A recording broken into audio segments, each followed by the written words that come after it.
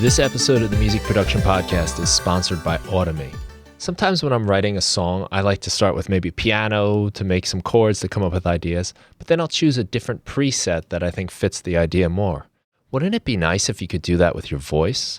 Well, now you can, thanks to Otomy. Otomy allows you to convert your voice into the sound of one of their licensed singers. It's like choosing a different preset for your voice. I'm going to show you how it works. I have a vocal we're going to use. No one knows, and how can they? And I'm going to drag this vocal directly into Otomy. And we can choose any singer we like. And I think I'm going to pick Blake. He looks pretty cool. There's a bunch of parameters we can play with. I'm going to leave them as they are and click convert. And Otomy is going to transform our vocal into Blake. And after just a couple seconds, we can download our new file. And I'm going to drop this into our session. And let's hear what this vocal sounds like after being converted into Blake. No one knows, and how can they? Won't run for sure when you come my way. That's pretty amazing. That's like having a different preset for your vocals where you can just change singers. But wait, there's more. Otomy can also transform instruments into other instruments. So I've got this guitar. I'm going to do the same thing. I'll drag it right into Otomy. This time, we're going to choose an instrument. So let's choose the party saxophone. That sounds like fun. I'm going to click convert, and now we can download our party saxophone. Let's hear what the guitar transformed into a saxophone sounds like.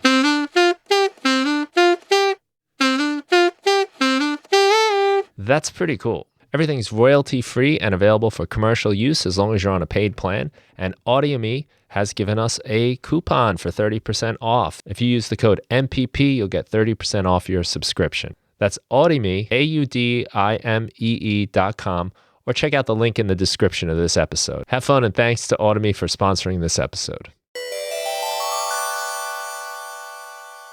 Thanks for listening to the Music Production Podcast, the show about all things making music. My name's Brian Funk. On today's show, I have Johan Ransby, and Johan is a musician, producer, and educator. I first came across his work on Instagram, and I really enjoyed his short songwriting tips.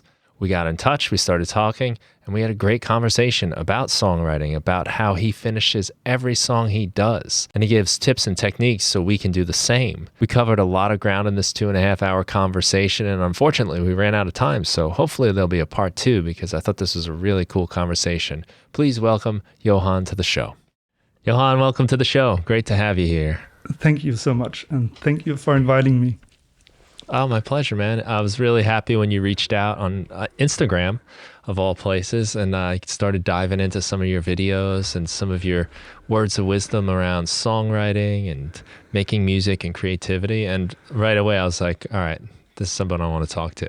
I like the way you're looking at things. I love it, and I just remembering writing the most lame message to you and just you reacting, and I was like, he must be very cool. And then I saw your 5 minutes book, which is, by the way, missing in your image. Oh, what am I doing? Yeah, exactly. And I have based the last... Just happens to be there. Yeah, exactly. Last 7 years preaching 5 minutes things to do. And I was just like, the more and more I read about you, I was just like, perfect. So match made in heaven, I think. Well, you've got something I saw here that's kind of along those lines that people can download too from you. Creative prompts. Yeah. 75 or more creative prompts. And to be honest with you, I'm just finding it in the few minutes before we started talking. I didn't see it before that. But you have an image and I'm looking at it right now, and it's just a lot of great ideas. You've got prompts for lyrics, some for production, chords, only major chords, only minor chords. I just think having little things like that can make such a huge difference.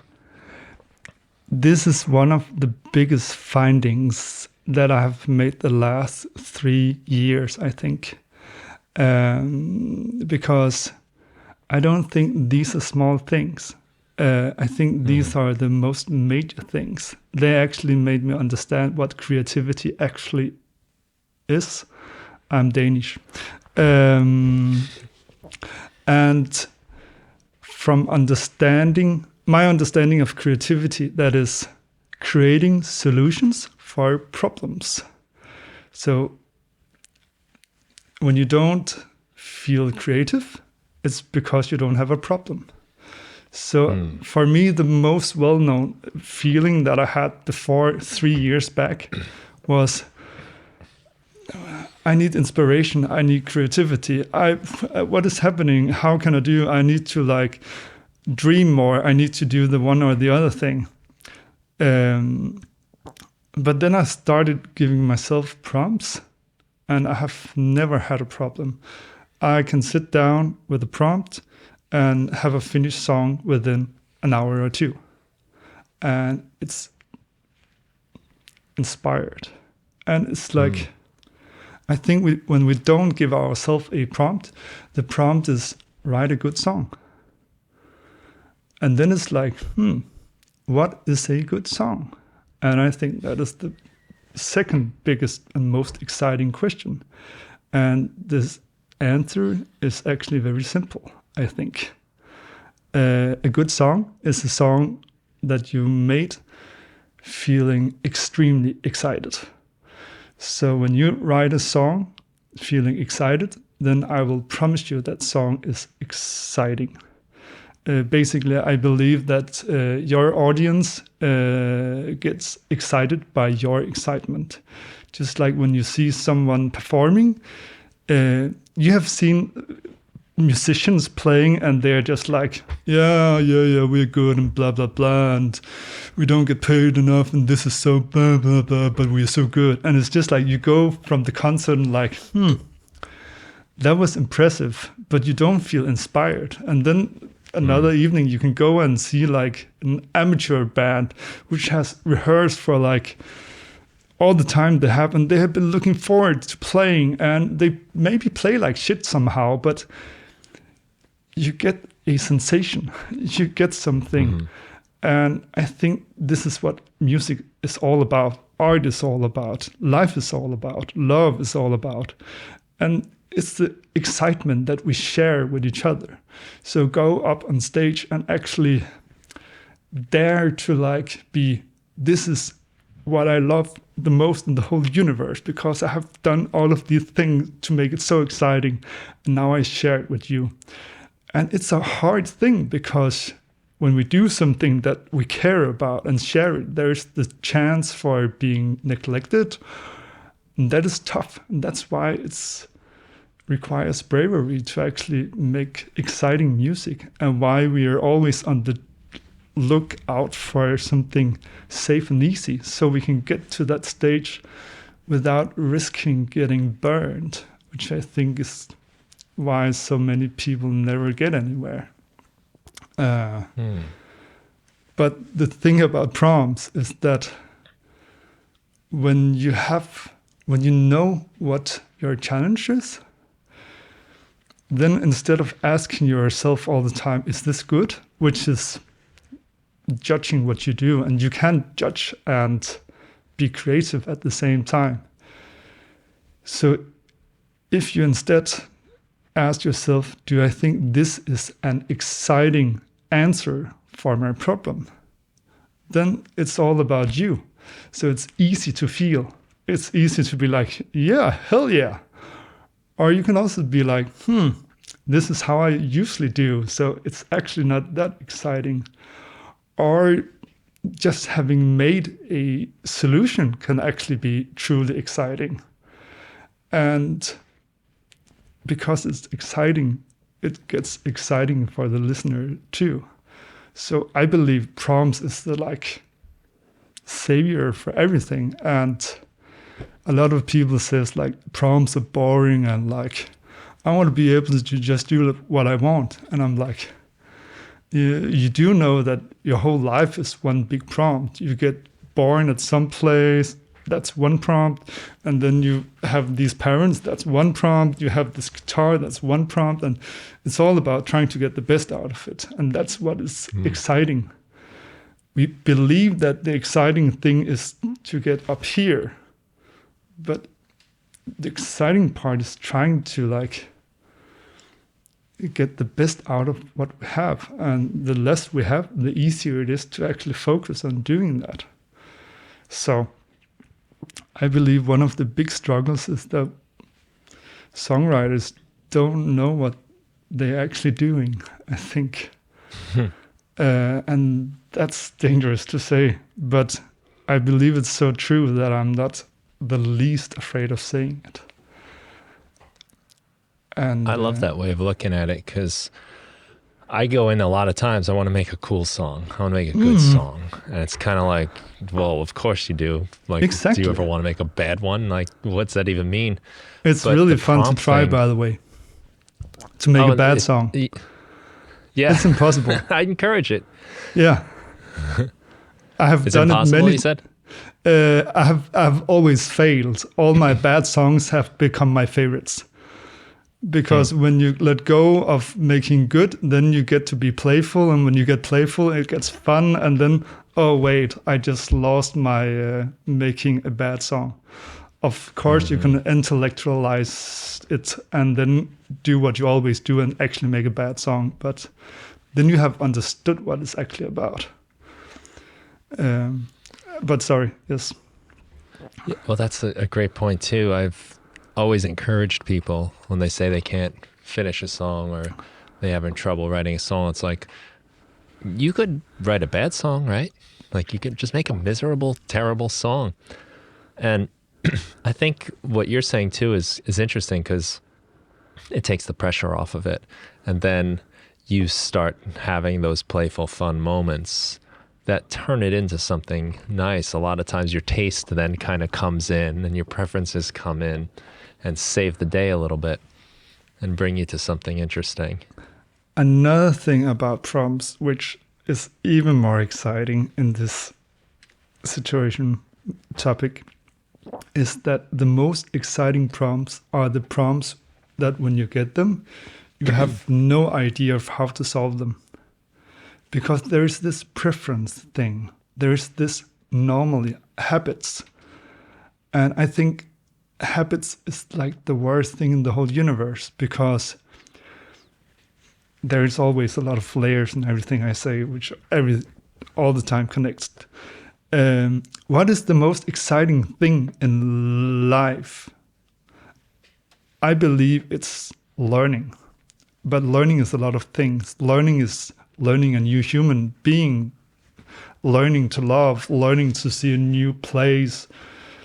But it's also learning how it sounds if you make a song with only major chords, even though it's like sounds really silly and stupid. But if you actually continue only doing that, you will probably end up in something that's a bit Nirvana-ish or something else. But when we do something that we can't imagine the solution for before we begin, we learn. And when we learn, it doesn't get more exciting and uncomfortable. And that is really exciting. And there's this preference thing. One thing I love to do is that I'm never allowed to do what I want to do. Because I know that I'm a human of habit, an animal of habit, I think it's called. So I would always prefer what I know. I would always do what feels safe, which is something I've experienced before or something I've done before. So if I do what I haven't done before, then I will learn something. It will be more exciting, more uncomfortable, because I haven't done it before, so I'm not sure if I will succeed. But I think I've written like 200 songs, or maybe 100 songs the last 2 years.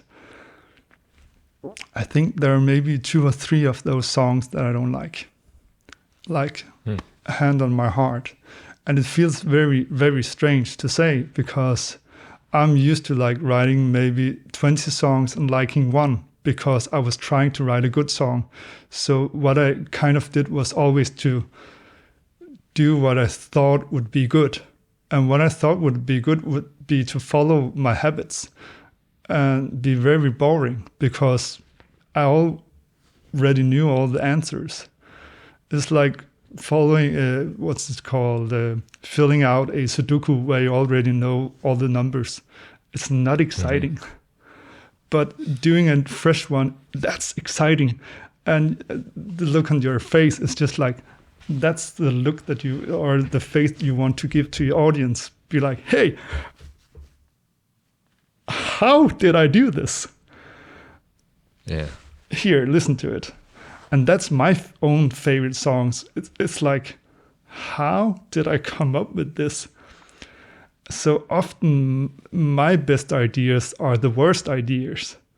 And my worst ideas, the best ideas. Like when I have the thought, this can never become a song. I'm like, no, now I need to turn it into a song. And when I'm sitting being like, whoa, this sounds cool. Then I'm like, oh no. Because then I know I need to delete it. Because when I have that feeling, I know that it's not something that is something I like. Because if there is something I like, then how is it? When there's something I think is exciting, then it's because it's new and then I don't like it, but I'm intrigued by it. And I don't like, how cool, I want my friends to hear it. I'm more like, oh, this is exciting, but I think my friends hate it. When I have that feeling, then I know this is exciting and I need to finish this. And it's just like, it's annoying why it needs to be so hard. But I really believe that the harder journey, the more exciting it is. But by knowing that, it kind of becomes easier because it's harder to be in this feeling when you think it should feel good. But it's also very strange to tell songwriters it should feel bad or uncomfortable. But I truly believe it should. And what do you think? Well, there's some interesting points there. It sounds like the danger of it is exciting for you. Like, is it going to work? Is it not going to work? No, I believe it's more about being in the unknown. Like, being in the unknown is just terrifying. And that's why we love habits. I don't like being in the unknown. And maybe I didn't hear you, but was it an answer to your response? I think we're on the same page with that, in that when you're in the unknown, that's where you have to find solutions. You have to figure things out. Whereas if you're in that position where everything's going smoothly, you're kind of just doing the thing you're used creating. to. You're not inventing new ways. You're not figuring out those exciting ideas as much. Okay. Yeah. Yes, I think so. And it's an interesting place to want to be, because there's some element of suffering in there. But a lot of things in life, like you said, you grow from those. Even if you took exercise as a metaphor, not much is going to happen if you're not in a difficult position. If your heart rate isn't going up, if you're not testing your muscles in any kind of way, you're not doing it. You're not exercising. You're not going to get those benefits. And I guess with the songwriting too, when you're in those difficult positions, that's where you get your breakthroughs. That's where you get your new ideas and fresh things that feel exciting when you do them. And what does it mean that it's hard? Because it's not hard. It's just a feeling. And I think it's mind-boggling. And a lot of people just like, I avoid hard. And I'm just like, yeah, but then you wouldn't have your boyfriend or girlfriend, because it is hard to be in a relationship. Yeah. And it's hard Say to hello. actually, to dare to say hello. but we just like accept it. And it's also like when we have finished a really exciting song. No, that wasn't hard. That was easy. It was fun because the result was so exciting. But while doing it, we don't know it. And I guess that's the hard thing, that maybe we will fail. But the funny part is that I never fail, because I know if I continue, I will never fail. And I also have the thing that I finish all song I start. I don't start a new song until I've finished a song. And what I've learned from that is that all songs I end, I'm happy with. Or like, I've never regretted finishing a song. And it came from like, my dad had cancer and I didn't know what to do. And I just like, okay, I will go into the studio 3 days in a row, and I'm only allowed to get out when I have finished a song. And the first day I finished the song, and I was just like, wow, this song is really good. And the second day is like, almost as good. And the third day I was just like, wow, this sucks, but I finished it. And that's all that matters. And of course, I listened to it a month after, and guess which songs I liked the most? Of course, I loved the third song. The second song was good. I hated the first song. Really? And that taught me that I have no clue about what I do while I do. So it's like, I love that thing. Yeah, this isn't good enough for finishing. It's like, how do you know? Can you time travel? It's like, I have finished all my songs. All my favorite songs, when I was at your stage, I thought they were shit because they were actually challenging. And that's why they were the best songs to finish, because they challenged me to actually find some creative solutions, which made it an exciting process and an exciting song. And it's just like this thing about fighting our intuition and understanding that we came this far because we're really good at protecting ourselves from danger. And the problem is just that we think that writing a song is dangerous and being creative is dangerous, but it isn't. But our brain and heart is just hardwired that way, so we can even get high pulse and like everything as like if we're chased, but it's just like, but it isn't. And for me, reminding myself about that and understanding that makes everything 100 times more fun, and also everyone I teach about it. And it's just like this thing about, whoa, now I just write cool songs. Yeah, exactly. And it's just like this, I just want to write a cool song. It's actually easy when you know what a cool song is. But when you don't know what a cool song is, it's like this chase from being like, what is a cool song? I will just start and then I will probably figure it out.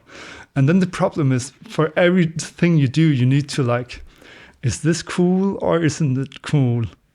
And that's stressful when you don't know what cool is. But it's easy to say, does this excite me or doesn't it excite me? And then I also came up with the third tool, which is amazing, if I should say myself. I was at the music conservatorium, and all my friends didn't want to teach kids because they thought they were boring and they didn't do what they told them to do. And I was like, yeah, that sounds like kids. So I was like, what did I want to do as a kid that I never got to do, because all the teachers said, you can only do that when you get older. So one of the things was, of course, to improvise, and the other thing was to write songs.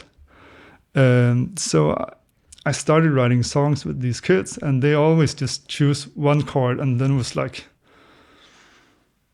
So I made the rule for every time you need a new chord, you need to find 3 options. And then when you have 3 options, you can decide which chord you like the most, because music is about figuring out what you think, what excites you the most, or what you like the most, which hopefully is the same thing.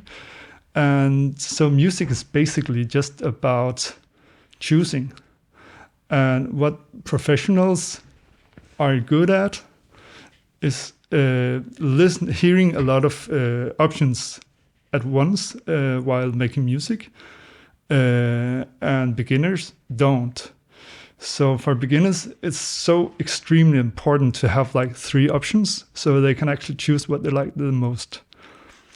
What I just realized is that technique worked for all my students, beginner students, which has never written a song or a chord progression before. And they wrote chord progressions which I thought were 10 times more exciting than my own chord progressions. So I was like, maybe I should start to do that myself. And I started doing this myself, and all my friends too. And we just started figuring out that all the things we hear in our mind is our habits. So when we sit down and play like a C major, then it's like, the next thing I hear is an A minor. Okay, so what could be another thing? C major to G major. Yeah, that's more out there. C to like, but then I took it one step further. So for every chord change, you need to listen to all 24 options and choose the 3 you like the most, and then choose the one from those 3 you like the most. And you need to try to do that. You will just realize how extremely exciting chords are, because when you get to hear so many chords and get to actually hear all of these combinations that you would never dream of, you suddenly start to realize that there are so much more music to explore than what I thought, at least.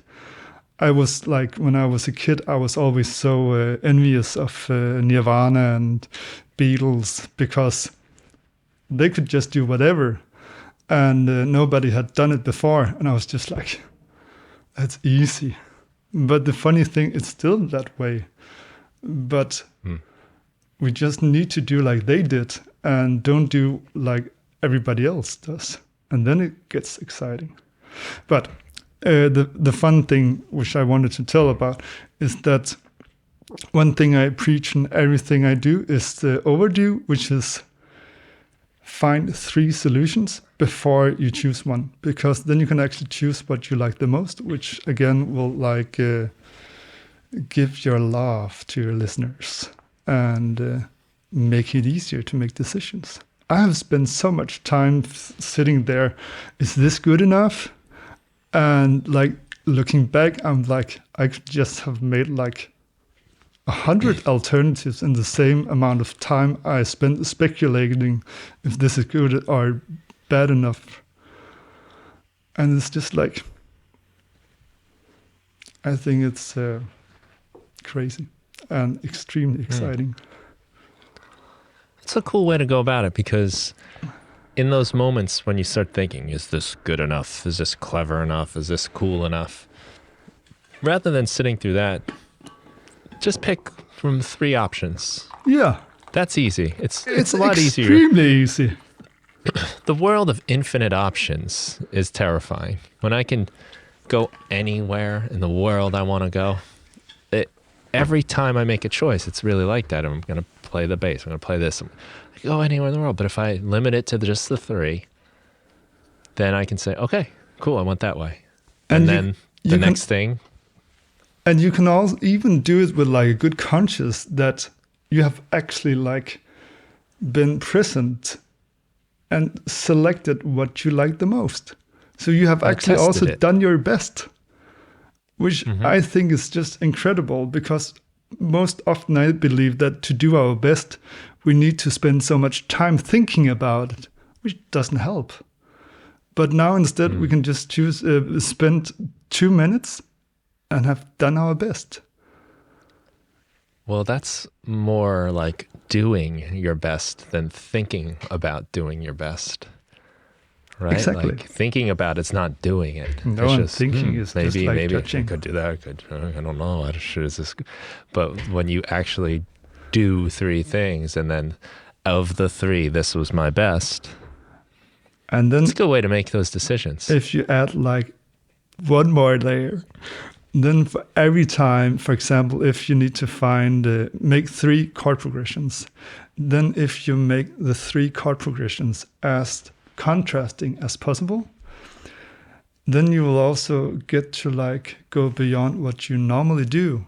And because you make 3, you are allowed to make bad ones, which will set you free to actually make exciting ones. And suddenly, for example, if you make a chord progressions with only minor chords by accident, then the next one can be with only major chords, and then the third one can be like, I need to use both, but the 2 first chord progressions, the chords had equal length, so the third will be different lengths, all of the chords, and suddenly it's just like solving a solution with obstacles that just came to you for free. And it's so easy, and it's just like I've spent so much time making chord progressions, like what is a good chord progression and what is chord progressions about. I have so many times playing so beautiful things and been like, wow, let's make a song, and then somebody is like, make a beautiful chord progression. I'm like, I can do that. I do that all the time. And then I sit and like, everything is beautiful and boring.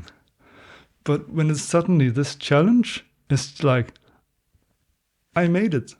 I fulfilled my challenge. And it makes it easier to focus on. I actually don't know. But I think maybe being creative, what that means. But at least I think it makes it 10 million times easier to write songs, and even good songs. And that's extremely exciting, I think. And okay, I will talk it through. And doing all of these overdoing things, I think, makes the songwriting process so much shorter because you don't overthink everything. I think the songwriting process doesn't take long. I think it's thinking about all the things that takes a very long time, and then procrastinating, mixing because you don't know what to do, and then, oh, now I know what to do, and the mixing, we scrap that. And also when doing the 3 options, you will also get inspired. Like, should I add a bass, or should I add a keyboard, or should I? And then if I do all 3 things, then I will experience different things about my song and get new exciting ideas.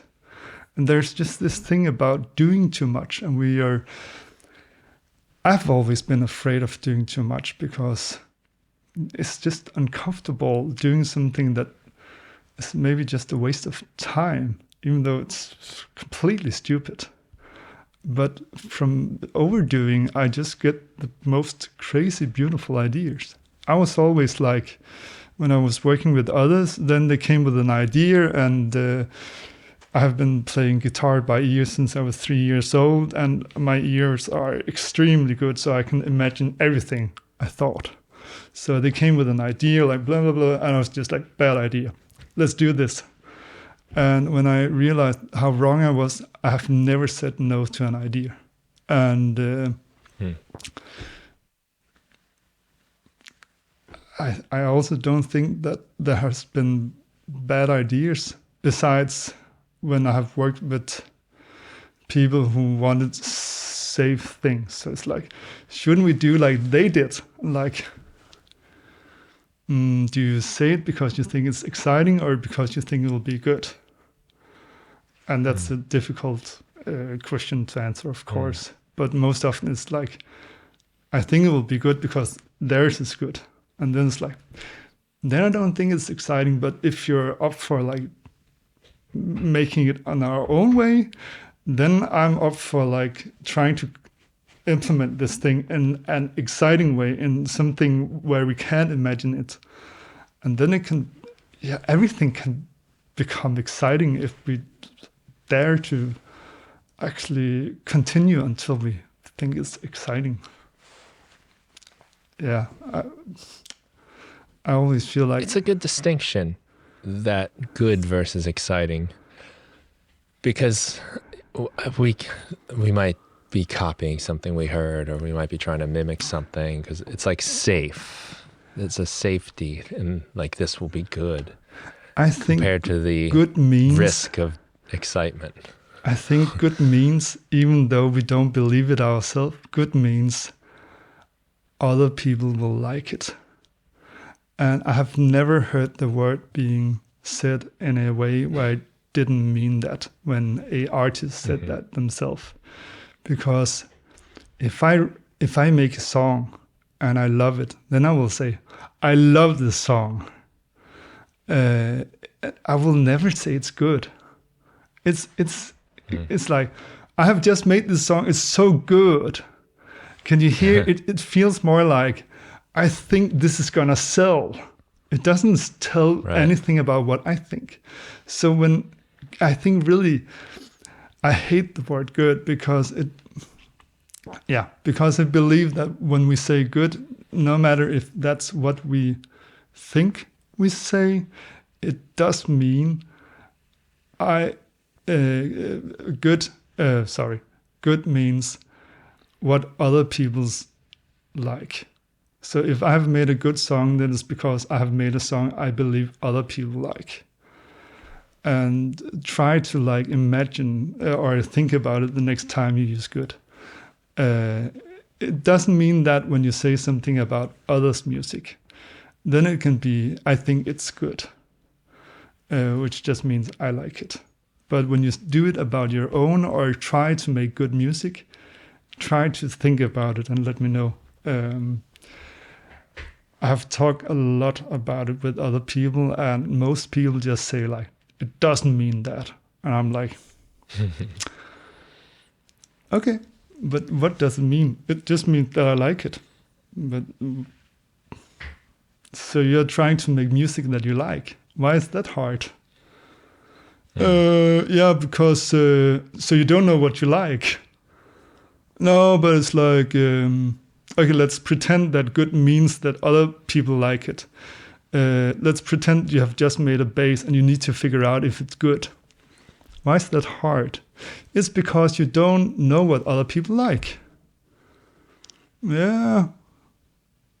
And if you say that it's because that good means if you like it, that's not hard to feel. It's easy to feel if I like it myself or not. And the most beautiful part is that I don't believe that there's anything bad about making music that everyone should like, or not everyone, but that I don't think there's anything bad about making good music, but we just need to know that making good music is about making music that you think is exciting. And that is the really big turning point for me, because I've always been like, you should make music for your own sake, and you should never commercialize, and you should never, but the most beautiful thing is that the biggest music out there, it's really powerful. And it's not powerful because it was designed to be powerful. It was powerful because there's a lot of people putting their hearts into this music. It's like, listen to Britney Spears or anyone. When you listen to the lyrics, you don't think, is she meaning what she's singing? No, you're thinking about, that's stupid, or wow, or because it's just like, it's powerful. So commercial music is commercial and good because it's, people has put a lot of excitement into their music. And that was also a big turning point, aha moment for me. I usually use a Danish singer, which everybody hates, but it's like, then I make them listen to her lyrics and how she sing it, and it's just like, wow, yeah, she is good. So the word good is really bad, but if we understand good, I think everything is easier. This is something I've thought about when I play music for people that aren't really like music creators or big music fans, right? So I think a lot of my music would be bad to them because it's not always following just the kind of, I like to make it sound weird. You know, I can't resist. I like to make it sound lo-fi. I like to make it sound a little vintage, or I like to make something harsh somewhere or something heavy somewhere. Whereas I sometimes think if it was more, I don't know, straightforward or something, then people like that would think it's good. You know what I'm saying? I know what you're saying. You're saying without many too many risks. Yeah, but I'm not sure about that. There are so many exciting subjects. That's. I think what you're talking about is very much about how you introduce them to your music. And I also think that I've heard that question a lot of times. I think the hardest people to get truly like original feedback from with feelings, instead of like, I can see that you have done an effort, good boy. I think a lot of musicians, they are like, that's really nice because you did everything and blah blah blah and blah blah blah. And then if you ask them, would you put this music on yourself? It's like, yeah, and it's like a big no. If it was all I ever had again. No, but it's like, I think this is also, I'm very, very afraid of saying something hurtful. To me? No. Yeah, and just people in general with these things. No, I won't be offended, I promise. Because I've been there myself. And a lot of times when I have felt like that, it has been like this protection layer for myself. It's really complicated, but it's not. So you do electronic music. Where do you sing? Yeah. I use my voice. I heard something. Okay, I just need to listen to a bit. I really wanted to be really good and check up on you, but I haven't. Well, I think, you know, whatever you're going to pick could be anywhere. I've definitely not picked a genre or settled on any kind of style. No, okay. Which might be the good thing to do. Yeah, but okay. I think it's I think it's a lot about presentation. If you play people something and tell them why you like it and why it's really exciting to you, then I think for one of two things will happen. Either you will realize that, do you actually think this is extremely exciting? Or they will understand what you have done. I've heard a lot of people be like, yeah, I did this and this and this, and then I did this cool thing, and it's like, doesn't sound that exciting, or it's like, it is. I haven't felt like this wow experience. I haven't experienced that you have had like a really genuine, exciting moment in doing this. And if you haven't had that, then it's really hard to translate that experience to me. Or maybe there hasn't been this struggle where you actually had to, which is maybe that experience, this struggle where you had to find your way out. And maybe it has, but it was just like this tiny moment. And what you will then realize is that most people will love that moment, or maybe not love it, but react to it, because it had like this certain energy. I don't believe in God or anything, but I do believe in energy somehow. It's hard to like, I think it's very hard to like describe that. I think we can feel when other people are excited, even with closed eyes. If someone exciting steps in a room and we are loud music, and we can see, I think we can feel it, because there's just some feeling about it. And I think it translates through recordings. I think it translates through everything. And I think we forget about exploring that feeling when we make music. I know I have done it myself for 25 years. So it's not like, I'm trying to give everything out. I've learned to prevent others from doing the same mistake I did, because I have made so much music and just been like, why doesn't people love it? I'm so good. I have done all the right things. I'm like, now I'm just like, idiot. But of course, because I did all the right things, and I was good, and I played like one of the best, but it just wasn't. It didn't excite me, and it's really strange to. It excited me that I was good.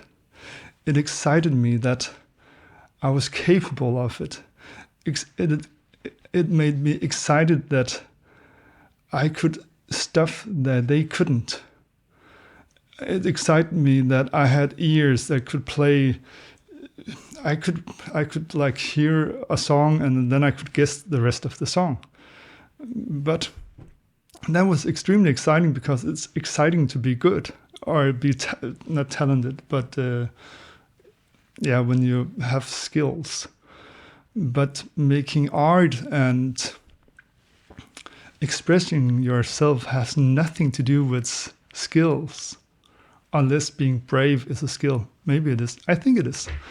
And I have never heard anybody say that you need to be brave to make music that, okay, this is hard, matters. But be brave to make music that will move other people. Because it's like, making music is like telling a story, and if you don't dare to tell something interesting, then your story will not be very exciting. It's like, I just went shopping, and then I bought ice cream.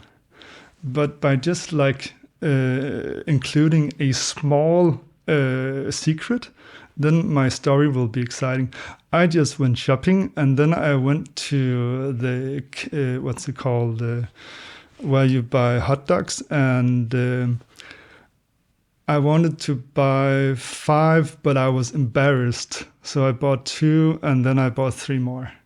Then suddenly, because this was a bit embarrassing for me, then it had some value, because now suddenly you be like, that reminds me of when I did something where I also had this feeling. And I haven't gone through with where this all ends, but there is something about having a struggle and getting past it, which we just love seeing. It's just like in television programs and everything. And I think it's something about that. It gives us a belief, something,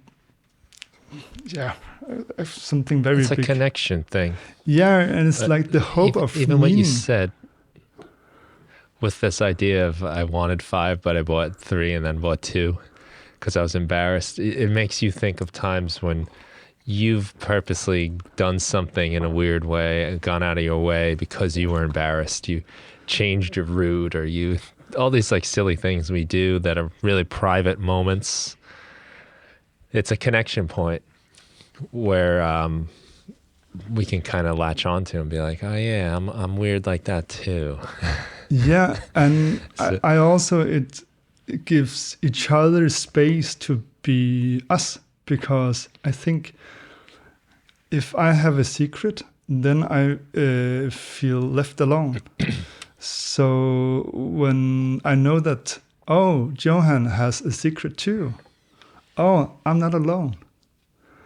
And I don't know. I have learned that I have ADHD, and therefore I want to understand everything.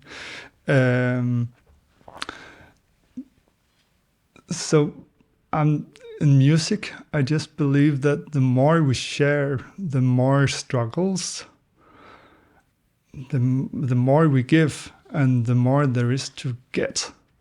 And I think a lot of music is without... Sorry. A lot of music doesn't have that much. The struggle. Yeah. And solutions. And I have I've figured out my way of deciding if my songs are done or not. And it's pretty simple. And it is, have I learned something new? Yeah. And then I can go to each instrument. Has this instrument taught me something new? Have I done it in a new way? Nope. Okay, it's not done. And then I can go and redo everything until I've actually learned something new with everything I've done.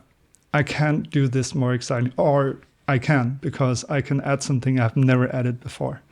But that's not important, but it's more important that I doesn't do anything that's left-hand work, because why would I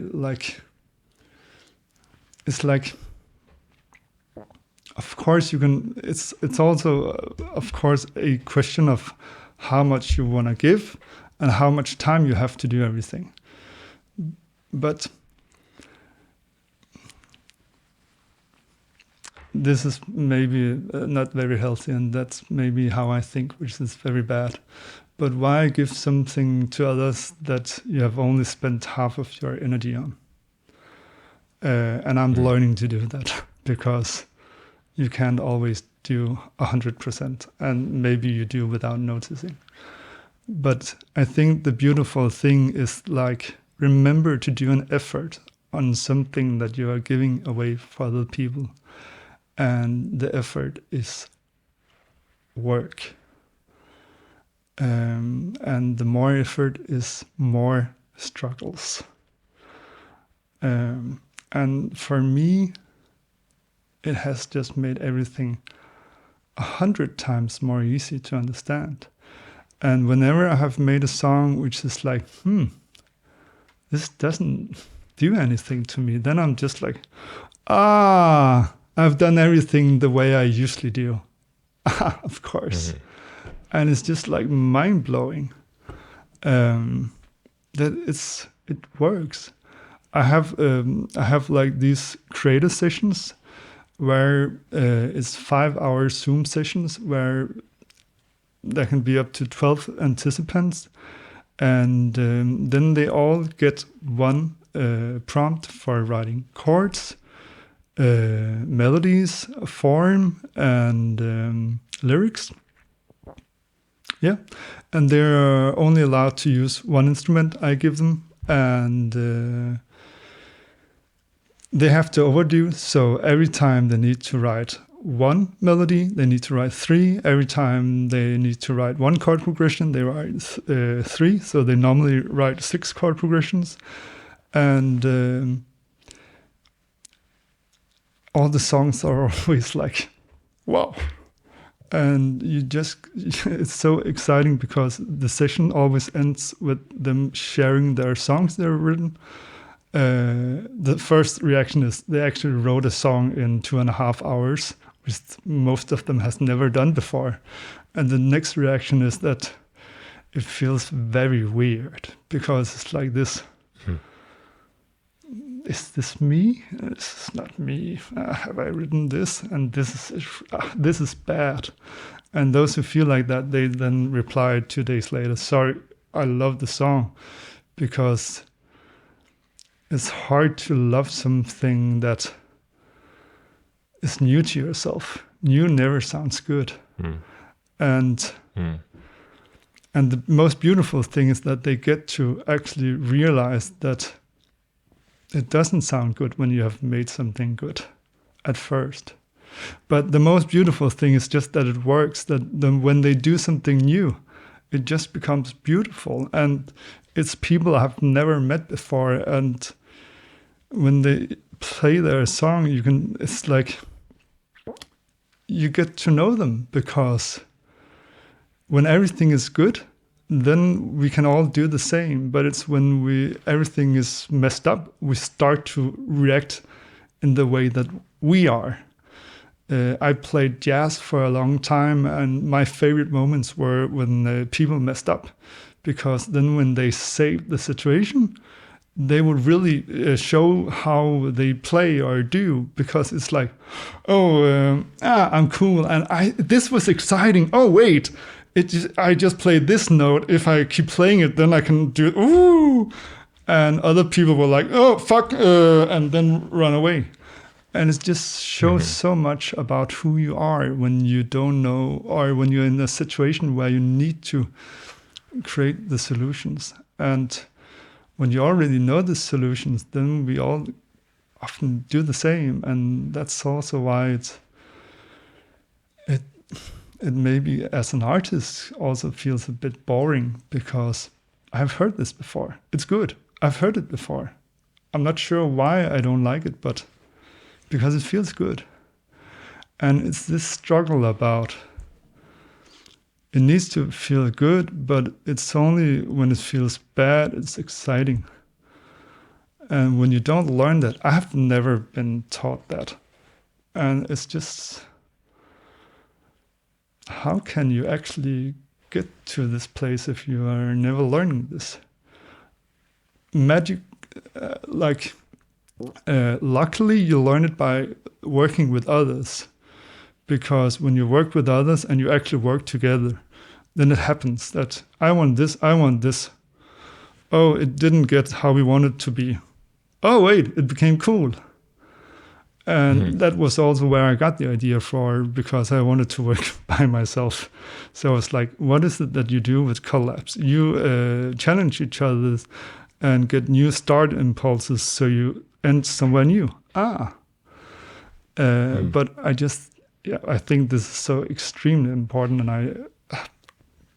I don't understand why it's not like one of the most taught subjects in music. But I'm trying. It's a great point, and especially with collaborating too, because it can be tempting to want to get to a certain spot. Yeah. And in that way, it's kind of like, well, then why do you need to work together on this? Why not just copy what already happened, or why not just repeat what was done? But when the collaborations get interesting is when something unexpected happens that causes you to think of something unexpected, which in turn is another unexpected thing from the next person. Exactly. And next thing you know, you're in totally uncharted territories. And the beautiful thing is that when you have done something new, then it feels uncomfortable for you. But let's say that you're collabing with another guy, then the other guy can see it as a beautiful thing. In the winter, I had this moment where I was making a bass, and I just deleted it before I even anything. And the guy was just like, "This is the coolest thing in the whole universe." And if I hadn't gone to the point where I am now, I would have been like, I'm done collabing, because that is the most stupid thing I've ever heard. But knowing that I'm so stupid myself, I was just like, wow, I must be stupid, because what I just played is the worst thing I've ever heard. Yeah, you are. And I just edited a little bit, and then we listened, and I was like, 2 more repeats and maybe I'm there. And it was one of the coolest things. And it made me so sad because I was just like, oh, there are so many great ideas that I throw away when I'm on my own. But then there are so many other things that happens, which is really good. Well, we kind of started talking in the middle of January, Yeah. right? We're doing a jam every day, and that's a situation where you don't really have time usually to decide if something's good or not. Exactly. This is how it is for me. Like, I don't have time. Like, I waited till like 8:30, 9 o'clock to start today. So I don't have time. I got to get this thing done and finished. And there were so many days, to your point, where I kind of felt like, all right, I just kind of threw something together, but I got it done and I put it out. And then listening back, I'm like, wow, that was something. There was something going on there that I just thought was not really anything interesting or anything worth really pursuing. But it's exciting now because I haven't taken the safe choices, or I haven't done the normal things. I just did what came out. Also, when you have to do it for 31 days, you have to figure out something new every day. And at some point, you run out of habits, even if you try. Well, the thing that saved me is I made prompts for my music production club. I made them for all 31 days, sent them out. Some of them had just suggestions. Some of them were titles. Some of them were, here's a sound pack to work with, whatever it is, you know? And I didn't expect to rely on them so much myself. No. But, you know, by the time they were coming out and I'd open up the day's prompt, I'd be like, oh, okay, all right, we're going with that. And it just gave me that direction to take, because otherwise I was staring at the screen thinking I want to make something cool. Yeah. Instead of, I'm going to make this. I'm going to solve this problem. Exactly. And I also did the January session last year. And while doing it, I hated everything I did. I think there were maybe 2 songs I was like, it's okay. But I hated it. And I hated it so much that my friend who also did it, he was just like, have you listened to your songs yet? And I was like, nope, not gonna do it. And this was like 4 years after my realization that I know nothing.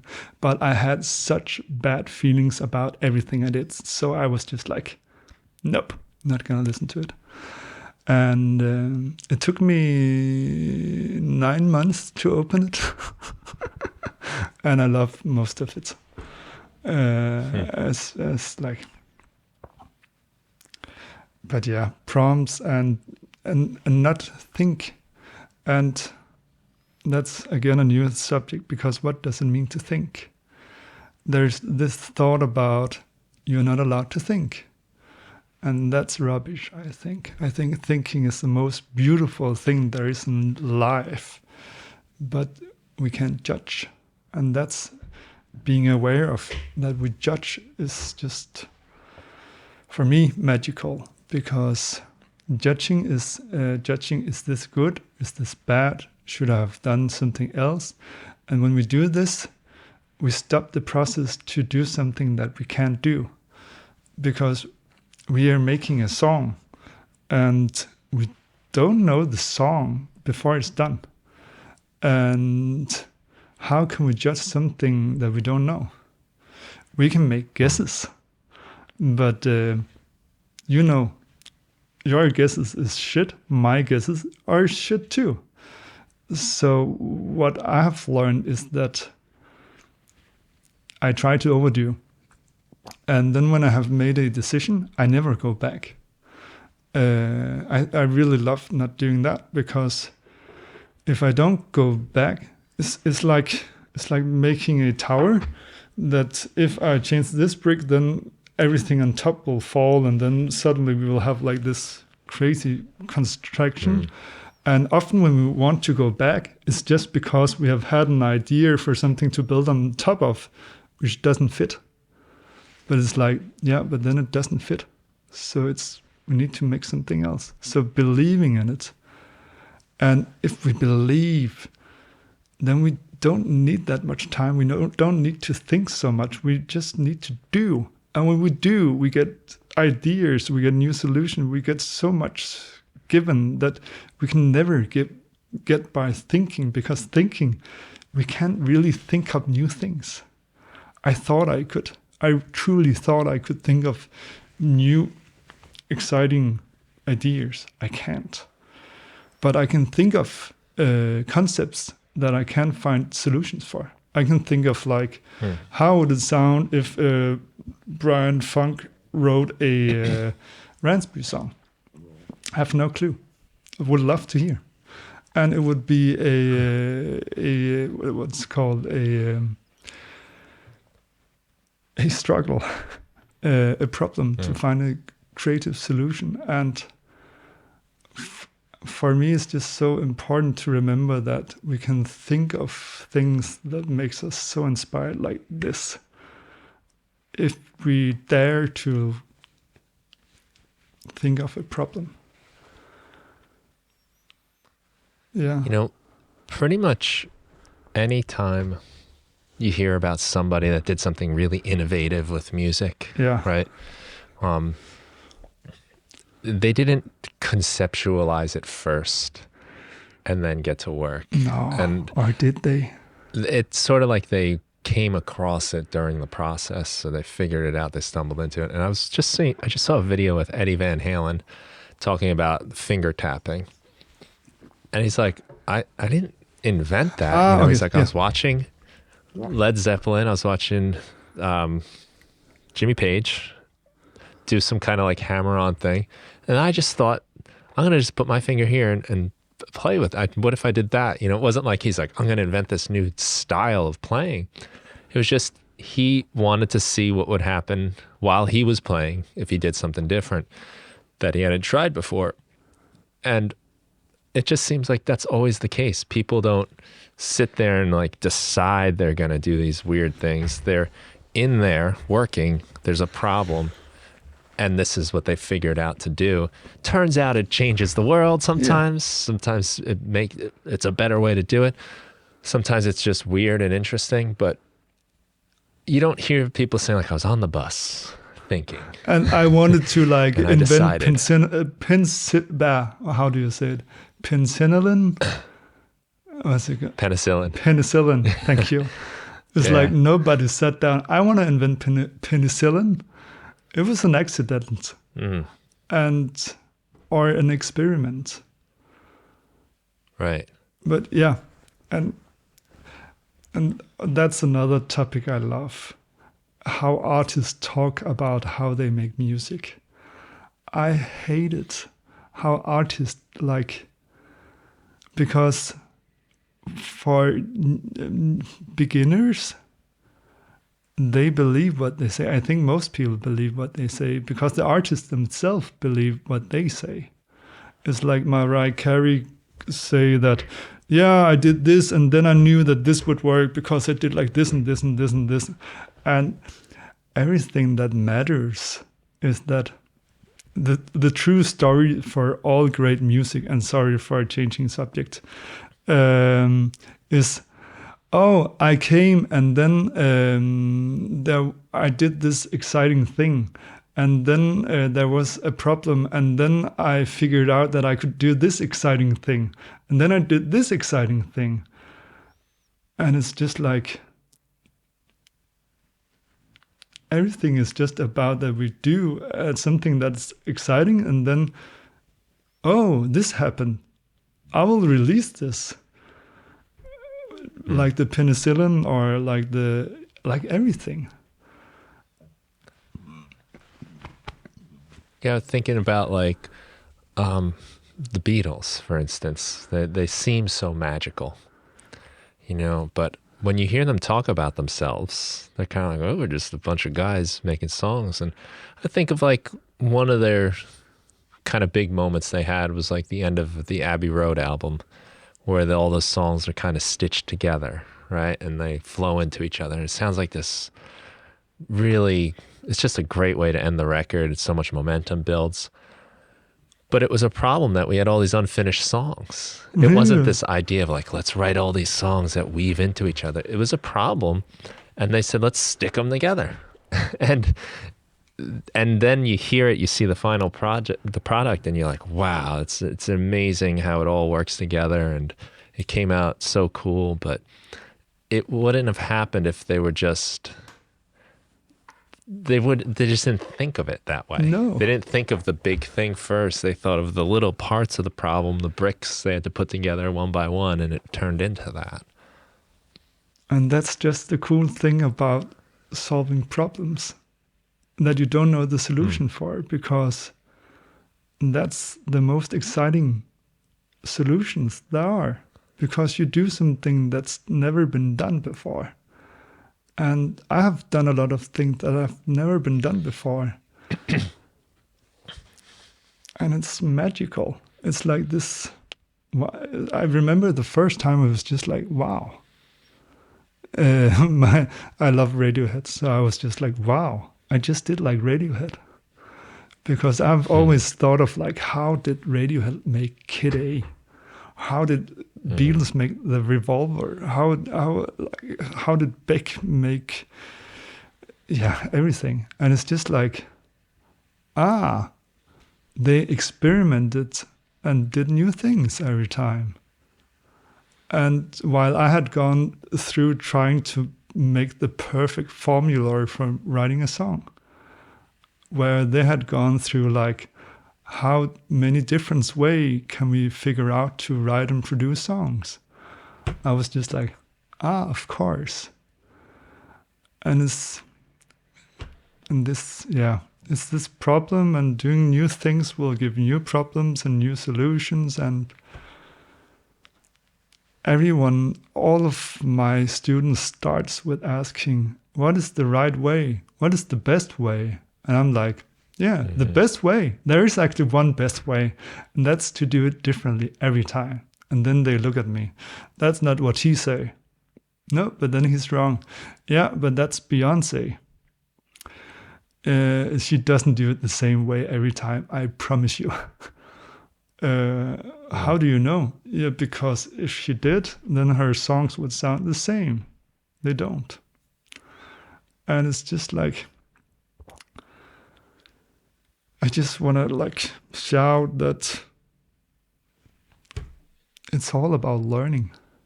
And when you learn, you will do something truly magnificent. And if you're brave, do something new.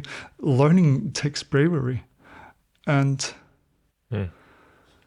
admitting that also makes it easier to just be like, I don't want to do this. Hey, wait, I want to do it. It's just really scary because I don't know how to do it. I've avoided learning for like, when I came to the music conservatory, I was so good that I was so bad. I was so scared of looking bad. So I only did what I was good at.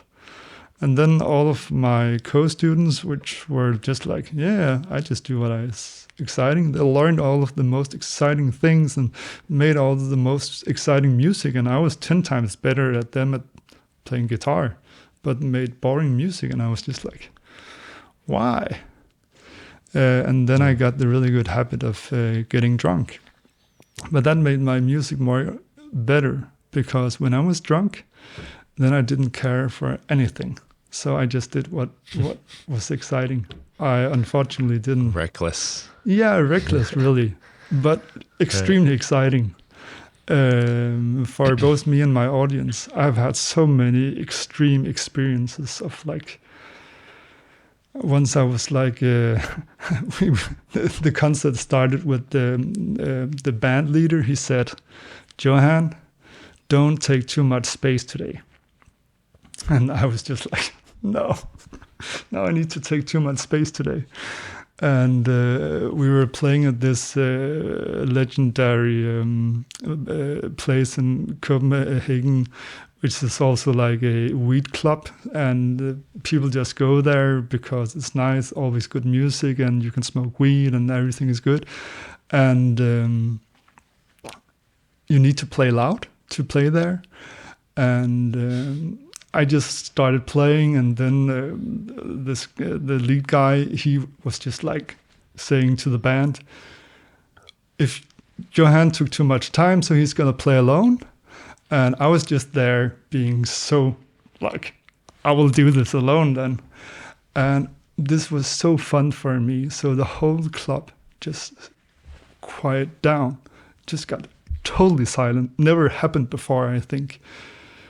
And it was just because I thought it was so funny. So everything that I did was like, ooh, this is fun. So I played so loud and the whole club was quiet.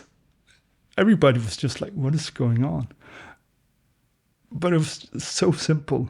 I thought it was so exciting. And I had no fear at all because I was too drunk to think of fear.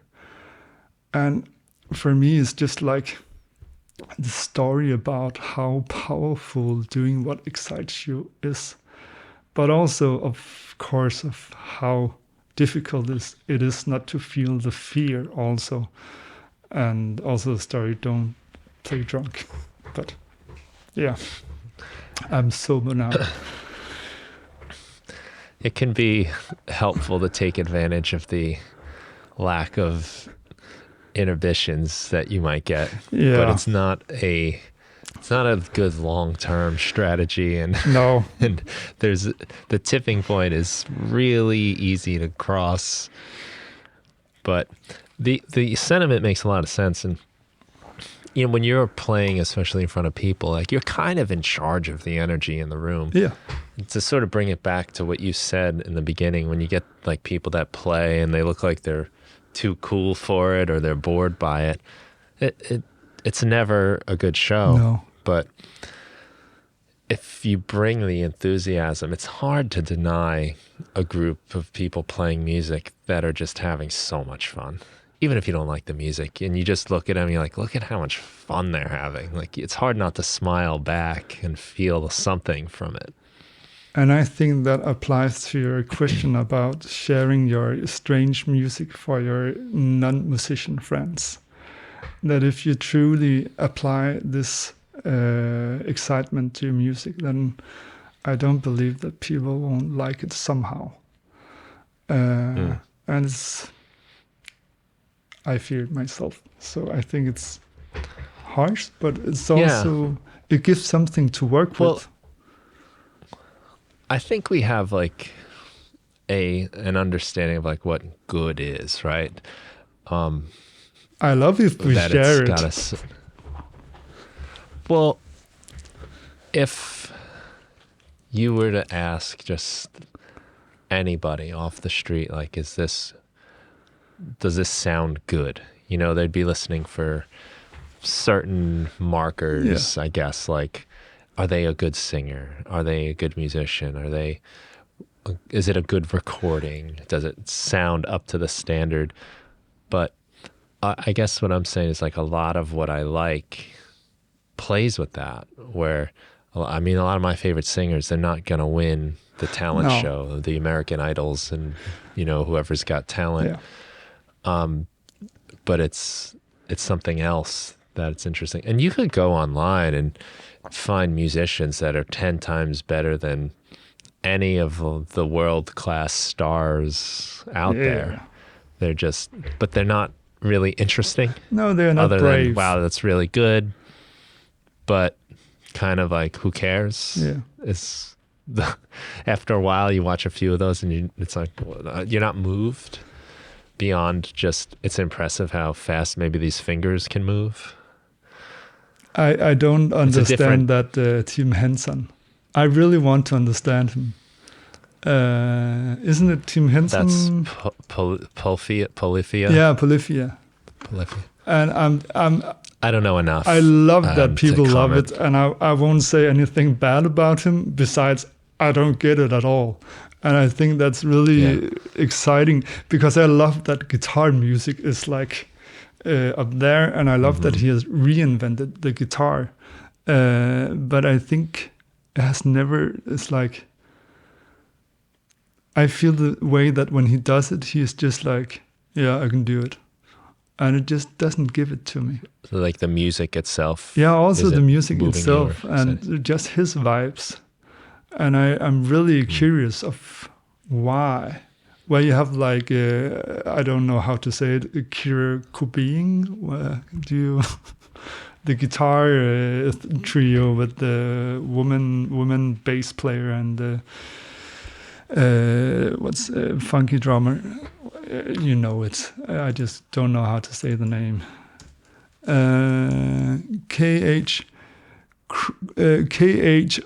KHRUAN. I don't know how to say it either. Yeah, I know. Yeah, Krang Bin. There must be Yeah, some, we'll have to put that in the show notes or something. because when you hear them play, there's like this tension, and you can just feel that they love playing together, and I get that. But with the Polyphia, it's just like. But I love that I don't get it, and I would love to find someone who gets it to explain why. Yeah, I'm not too familiar with it. I've seen maybe little clips of him playing, and it's a lot of Crazy. intricate, crazy tapping guitar stuff. There's like a new thing happening with guitar players with all this like interesting tapping that I haven't personally done much investigating. How old with. are Hasn't you? Really, I'm 43. Oh. Okay, but then I can make the joke. I don't know. I thought you were younger. I'm 34, so I was about to say. So maybe it's because we are getting old. I have been thinking about that, but I don't want to believe in it. Well, like a lot of the music I grew up listening to as a kid wasn't about that. No. It was Nirvana. It was. But like that was also that new and scene where- exciting that time. That was reinventing It was new and everything. exciting. Yeah. It's just like Polyphia was. And your parents told you that it's shit music because it was just new and it didn't have any emotion. And that's kind of funny to think about. Yeah. Now I feel even I older. know, and their parents were saying the same thing to them about their music. Yeah. That's just bound to happen, I guess, that I don't know. I need to We learn to don't understand see it. it, don't get it. It must be the cure for never getting old and never dying. But yeah. I like to think I can see what it is. Yeah, me too. Usually. But I can't. But I know there are definitely cases like I'm a high school teacher, so I get to see sometimes what the younger kids are listening to, and there's definitely some times where I'm like, I just don't get it. Yeah. I don't know. But I don't know that a lot of them. I don't have as many kids that are into music the way I think I was No. at my age, where it was such a big part of our identity. yeah. What we chose to listen to, really, it was a statement. If you like put on that shirt or something, and doesn't seem to feel that way anymore. Yeah, but I'm not sure about it. I feel the same way, but I'm just thinking of all of my young students. And I think for us, we were more focused on artists and albums. And now it's just so much more about the singles. Because I have some of my really close students, and they just sometimes send me singles, and it's like, this just means everything to me. Just like when I share my albums or record, I need to think more about that. But yeah, music is something different. Hopefully, Yeah, good there's a and lot bad. of other things too to latch onto. Yeah, but that we didn't have. But also now you have just like streaming services and AirPods, which sounds 10 times better than what I had, and you can always have it. And it wasn't something I had access to. I don't. Yeah. I don't know. Well, a lot of the music too that I got into, I might have bought the record for 1 or 2 songs, and then Learned the whole album. the rest of it grew on me. I learned to like it, and I wonder. I mean, I don't give music the same chance I used to give it because I'm streaming stuff, Yeah, and I don't like it doesn't that. catch me right away. No. There's also like this peaceful piano movement and everything. And it somehow makes me sad that we try to like that there's such a huge demand for music with at least what's it called, contrast and danger, or like it's for me it feels sad. But there is... Well, a lot of music is, I mean, even if you look at a lot of the playlists, it's almost music that you can ignore, where you put it on for a certain purpose just to be in the background. Yeah, but I also think that it's not true for a lot of people who is just only listening to the bass and the lyrics, which is how most non-musician listens to music. And maybe it's just like actually optimized for that, and that's why it seems so boring for musicians. I don't know, but I have something I want to talk about, because that's actually because you because I watched your videos, and you said something about comparing yourself to others. And I just wanted to say this one thought about it. Pointing. I need to stop that. I know you have like the intimidating pointer in your hand. The artificial... I'm about to get scolded for something I said. No.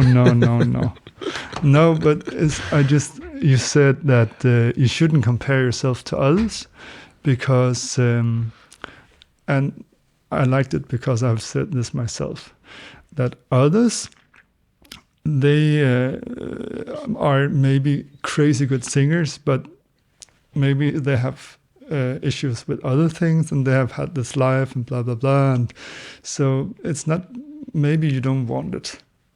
Is it right translated? Right. I think it's always funny when people bring up things I said, because I start to feel like I've probably contradicted myself. No, I don't think so. But in what you're saying here, I think was something along the lines of like, oh, I wish, if I'm going to compare myself to somebody, I might wish that I had like their voice or something, but I don't want everything else that comes with that. I'm just kind of cherry picking. I want their voice. I want their, whatever this, and like, that's sort of how we look at people. I don't take the whole thing. Then that's how people are. They're a whole package. I love that thought, because it's a really healthy way of saying, it's a good way of protecting yourself somehow. And I've been like that myself, because I'm very good at protecting myself. Been too good. But for me, I think comparing yourself to others is really exciting. But there is this thing about that we can't recognize our own strengths.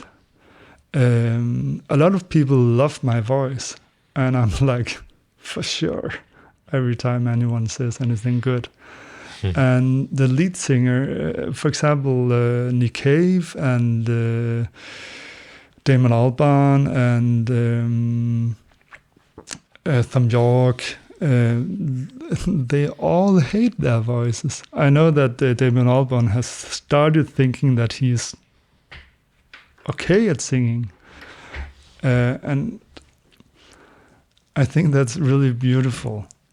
And what makes them beautiful singers, or Adrienne Lenker, or Aldous Harding, or everyone else, I don't think it's because they're good singers. I think it's because they're very good at being them.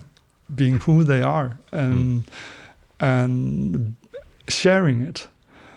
So when I hear Adrienne Linker, I'm of course also like, I would love to feel as free as her. But I also know it wouldn't make my music better, because it's not, as you said just before, there are musicians who are 100 times better at anything, but they are not necessarily those who makes the best music. And for me, remembering that makes comparing myself to others very easy. Or like, because I can look at Jimi Hendrix and be like, I wish I could play like Jimi Hendrix. What do Jimi Hendrix do? He has been practicing doing a lot of new things. So how can I sit down and doing some new things? I love it. One of the funny thing of how not to do it is like every time Radiohead sends out a new album, they do something new. And then everybody thinks, oh, I want to be like Radiohead, doing something new. But instead they copy Radiohead. And it's like, right. I have done it. New thing I have done it myself, of course. But it's just so funny that we copy what they do instead of why they do, or I actually don't know if it fits in this situation. Because if we actually see what they do, then we can actually learn from it and do it. That Radiohead, they did something new. So if I want to be like Radiohead, I need to do something new. I love Adrienne Linker because she sings so beautiful. How does she sing beautiful? For me, when I hear her sing, she sings about all of her stories, and she's very, very honest, it feels like. And she has a lot of details because she shares a lot. Is it her voice that makes it beautiful, or is it her sharing? I believe it's her sharing, because if she didn't share and if it was just like, then I think it would be very shallow. And then the other thing is that when I hear her sing, it feels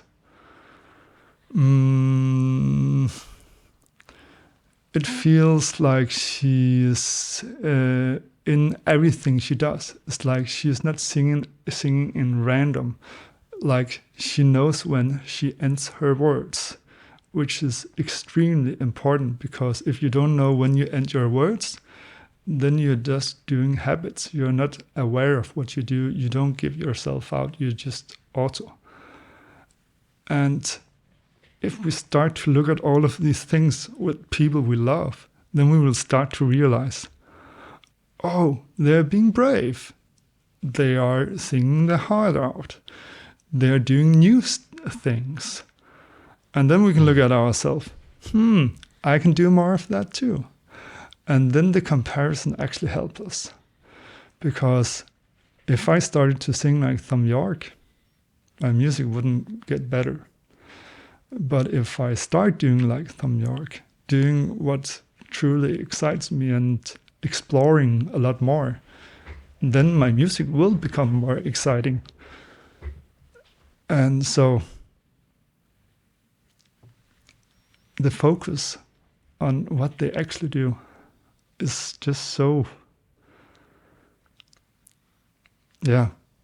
important. So you're thinking more about the approach, not what they do. Yeah. How? I think I made a reel where I said, don't think about what, but why. Because you can let's copy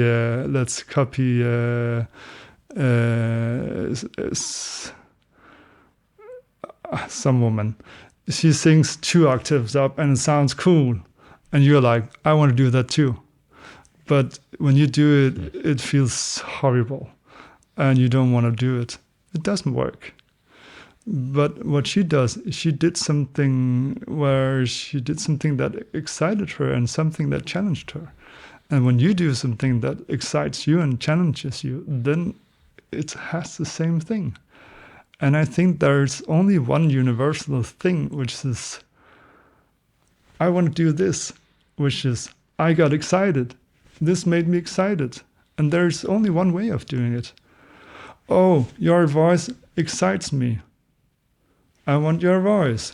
And it's like, no, I want to practice. Or maybe not even practice. Or yes, what is it I want to practice? I want to practice being more present in my singing. Yeah, so how can I do that? Well, you can start learning when you start and end your words. Well, you can start controlling your volume.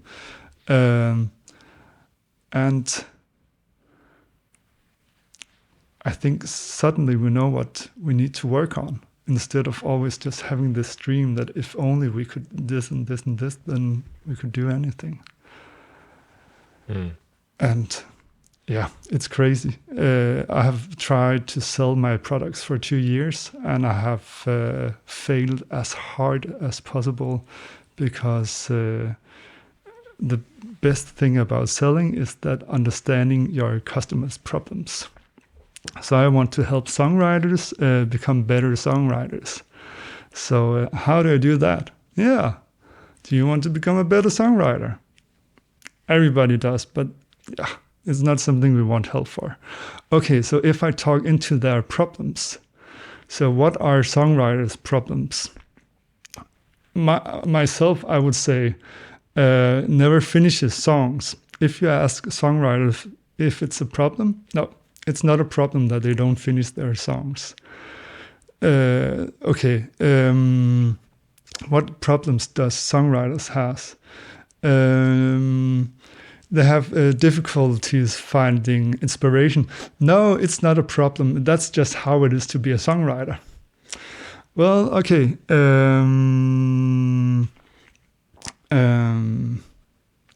only one I found was time. But I can help with time, because I can help with time by helping you with finding inspiration and solving everything else. But it's like, but that's not my problem. And what is the problem? Why is it hard to be a songwriter? And I think that's the focus, that we always want what everyone else do, instead of why. Does that make sense? And so that's focused on that product, the outcome, rather than the process. Yeah, and I think it's focused on the sensation we get from the other's products. And can you tell what is your biggest problem, if I was to ask you? Well, that's an interesting, before I even get to that, that's an interesting point. And we're reacting to our favorite songwriter's product. But for us, we have to really react more towards the process of doing it and getting to the product, right? So there's a kind of a different... When we write music ourselves, or... Right. Yeah. When I'm writing a song, I might be inspired by the product I heard from somebody else, but we need to get into the process there. The thing I struggle with most,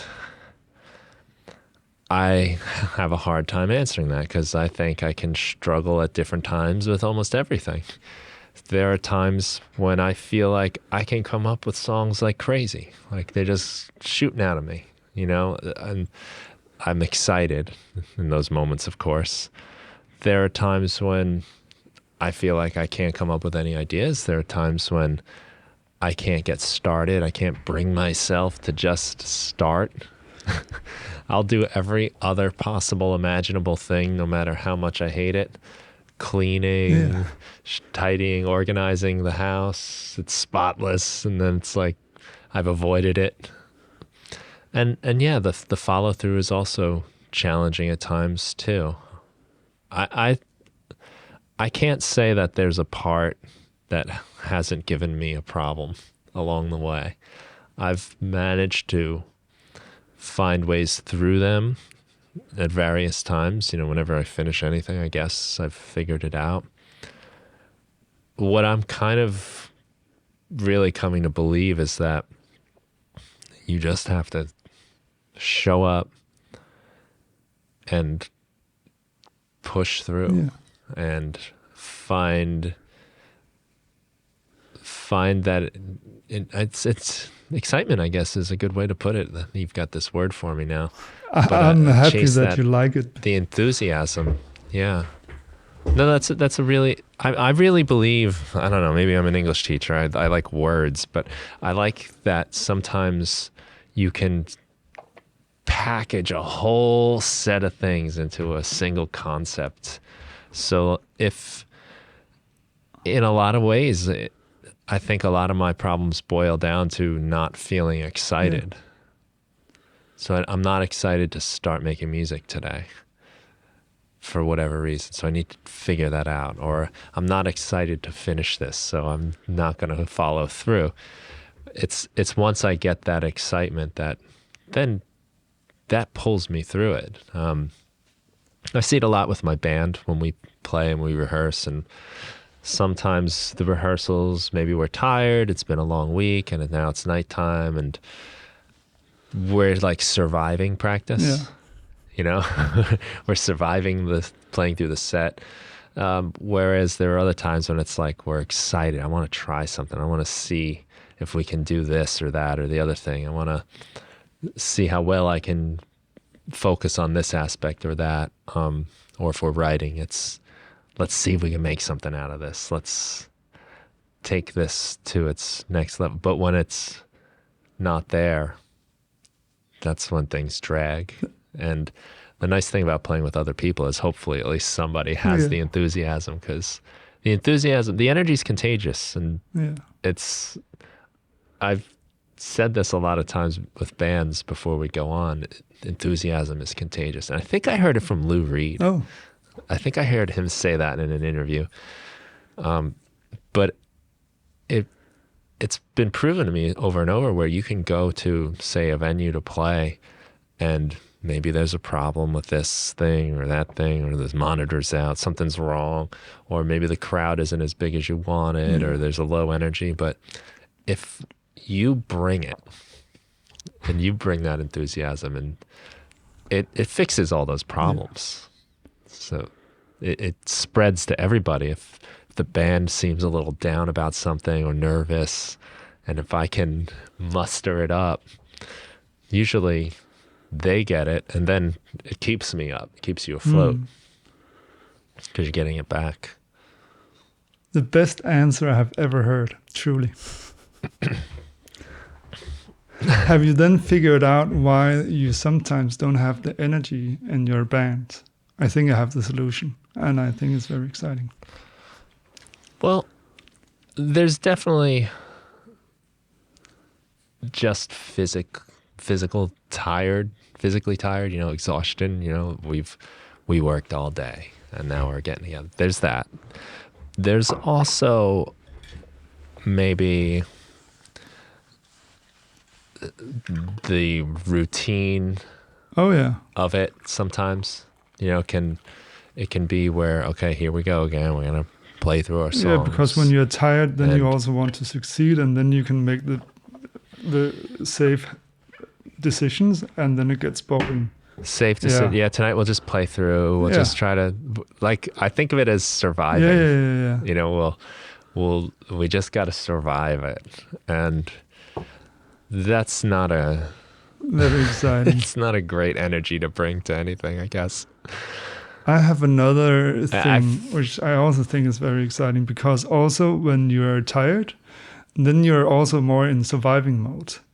And when you're in surviving mode, you are more like finding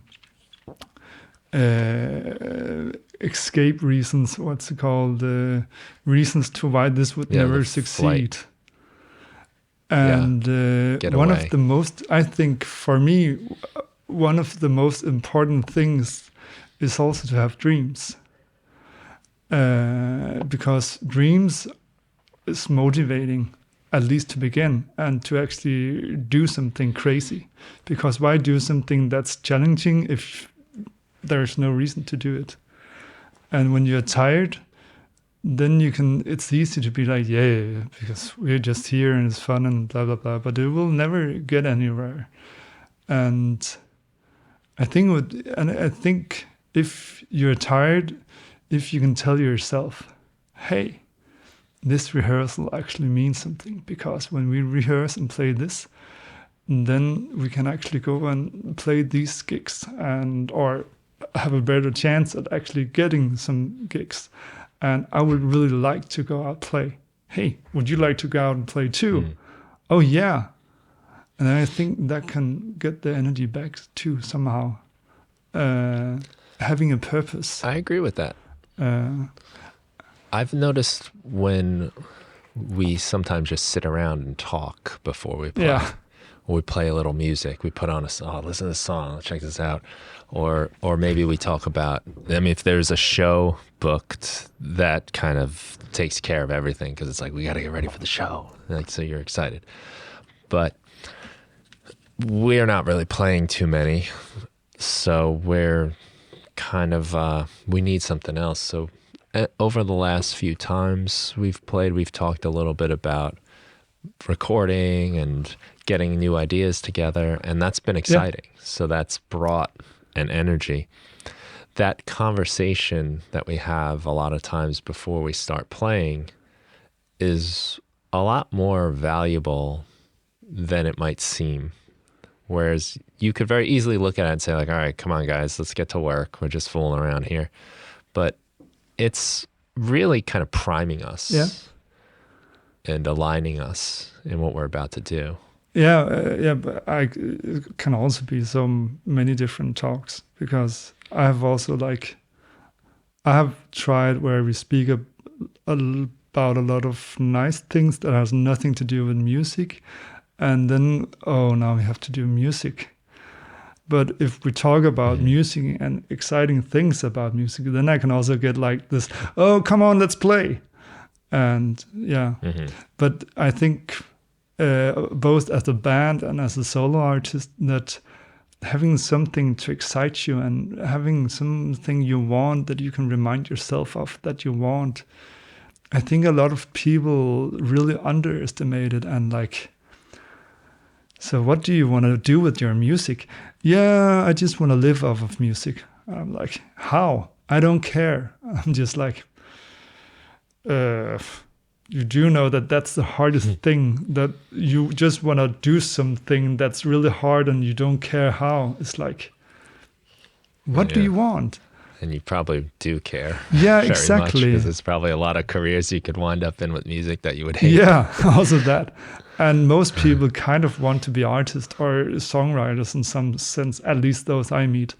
And it's like, I always give them like 3 or 4 options, and I'm just like, okay, do you want to do this, or this, or this? Okay, I can see you want to do the second. Okay, if you continue, you can make it. I promise you.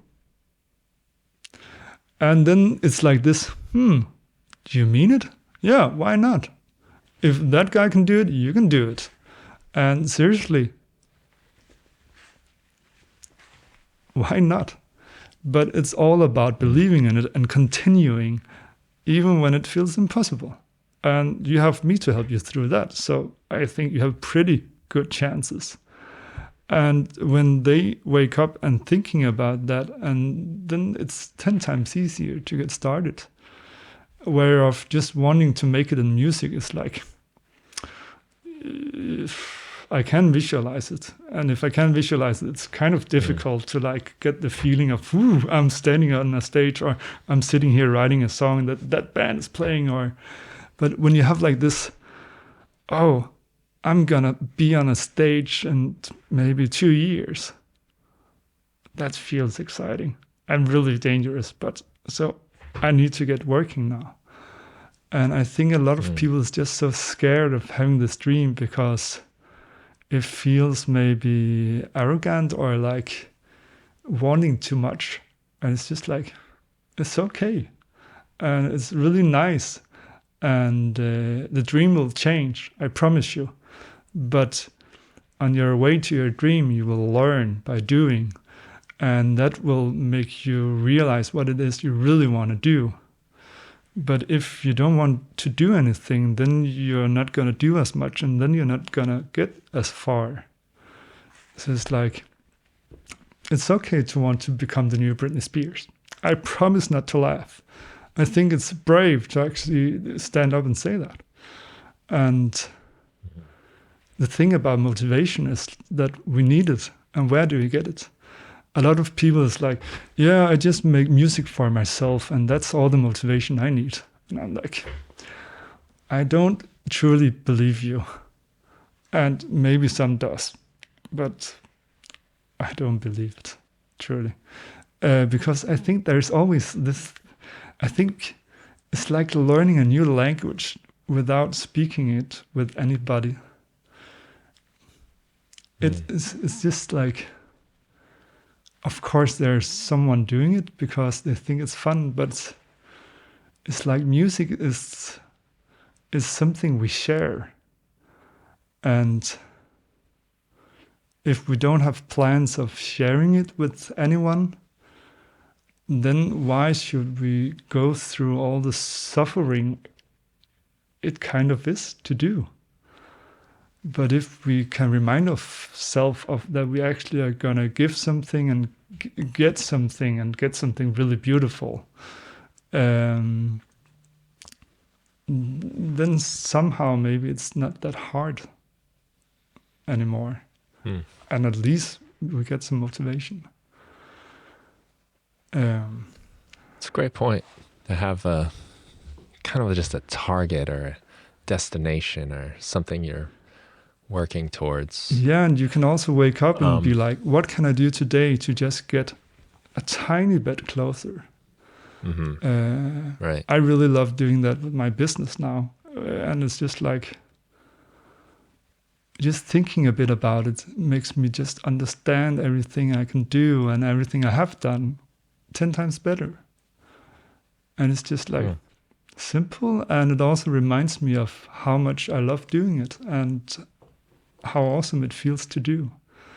Instead of this, like, I just need to make music. And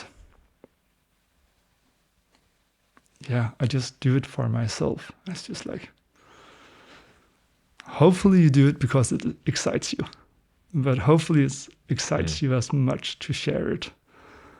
Or else I think there's something wrong. Well, I think there's that kind of like noble artist idea. Yeah, of like, course. I just do it for me because, you know, the artist.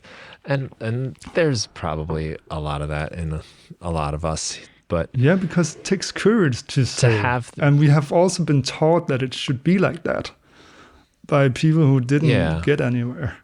And yeah. Yeah, to apply it though, it's hard to some sort of goal.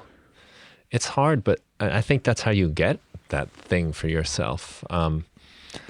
I can remember pretty specifically thinking when I wanted to do my first album, my own album solo record, you know, to think like that became the goal. Like, I want to have this. And then why? It was for me, you know, it was so I could do it and hope, you know, maybe people will like it, I hope, but I wanted to do it. I'd seen other people do it. And that gave me the motivation to say, all right, well, if nothing else, I'll record at least one instrument today. Yeah. If I can do that every day, this thing will get done somehow.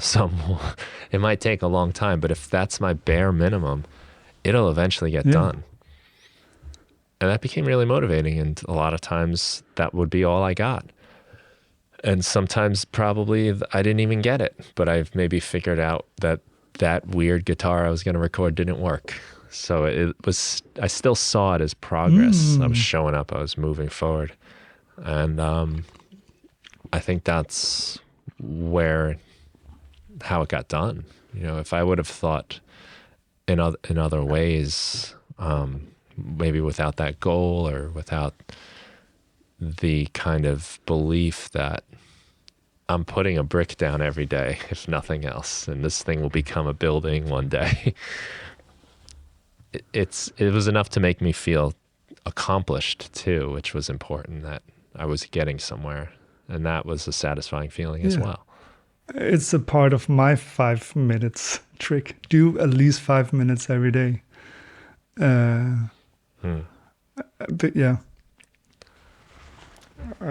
It's a nice trick because it's the kind of thing that it's not a huge commitment. 5 minutes, like you lose 5 minutes like every 5 minutes. Yeah. they just slip away, right? Like I lose 5 minutes like with the refrigerator door opening, trying to decide what to make for lunch. Like 5 minutes is nothing. So it's not this insurmountable challenge. And yeah, you can often get yourself to do something with that mindset. And most of the time, it turns into much more than that, which is the kind of hack here. You fool yourself a little bit, because if you are actually excited about this and you do enjoy it, it doesn't take too long before something kind of sparks. And if not, you leave. 5 minutes is up. Didn't kill you. And it's also the thing, the part about being creative is that there needs to be a start and an end. Because if there isn't an end, then it's not a play, it's not a game, then it's work. But as with any other games, you can always extend it. But if there isn't a pre-planned end, then it's just like, oh, well, can I ever end? And then it's terrifying. And I've come to appreciate the ending a lot lately. That I'm going to be done at this time. I'm going to finish by this time. And I mean, that just compresses your time and it makes me more productive. But it's also, sometimes it's good to leave a little on the table. Yeah, and for the next day. And I don't think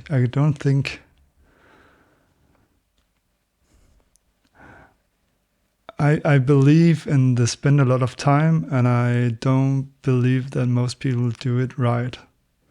I believe that if you work efficient by actually solving problems in exciting ways, then what I maybe sometimes spend 8 hours on doing takes half an hour. And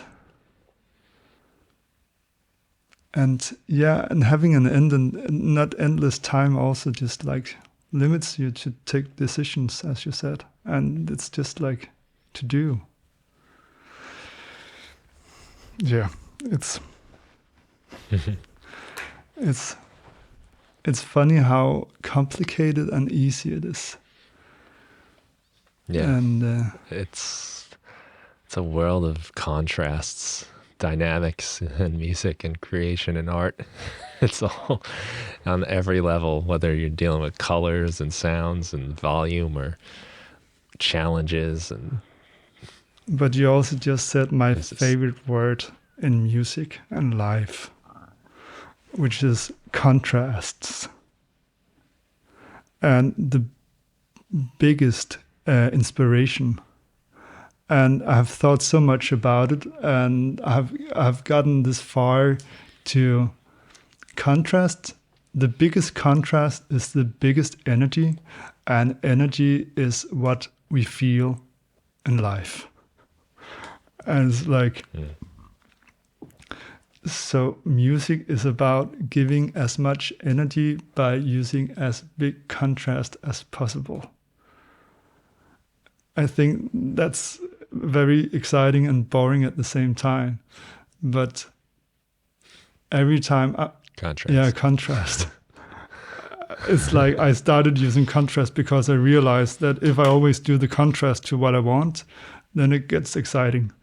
And I have just worked with it so much. And now I'm starting to like realize that the contrast is just the biggest movement, the biggest energy. And that's why it works.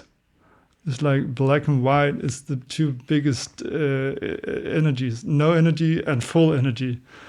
And it's just like in music, on and off, the biggest energy movement. And yeah. No, what I just wanted to say was just how powerful contrasts are, that when you do the opposite, then suddenly you can just go places where you could never imagine going. And that's so exciting. What is your favorite music you have made yourself? I don't know. Usually the last thing I did. I have no idea. It's hard to say. But that's usually what's most exciting at any given moment, you know?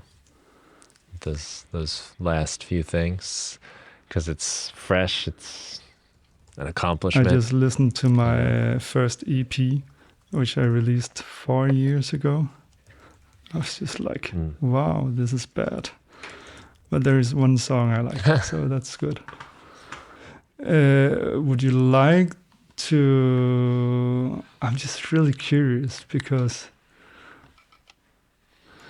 can I hear a song and tell you what I think? You can cut it out if you don't want it to be in... I don't know why I want to do it, but I'm extremely curious about listening. And I also really want to tell what I hear. It's not gonna be anything negative in any way. It can be. No, because it's like negative feedback is just people who is bad at giving feedback. I think feedback is just me telling you what I experience, and that can't be a negative thing. I'm on iTunes. The latest thing, rectangles. Which song should I hear? I don't know. They're kind of all in a similar vein, except the last one is totally different. But so you say that I should just randomize? Yeah, you know, see what you think. Whatever. Maybe there's a title that jumps out to you. I'm looking for you. I'm looking for you. All of those were Januaries, by the way. Oh, I haven't released any January songs yet. I feel so terrible. Well, they were worked on, you know. They weren't. That's not. No. That's not what I finished in that day. But most of it was, those in one day. Okay, I will press play now, and here we go.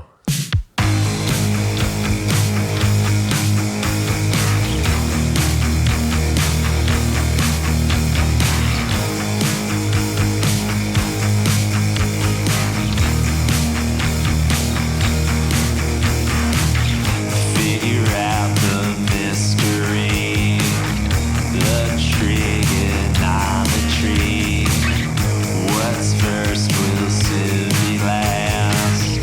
Some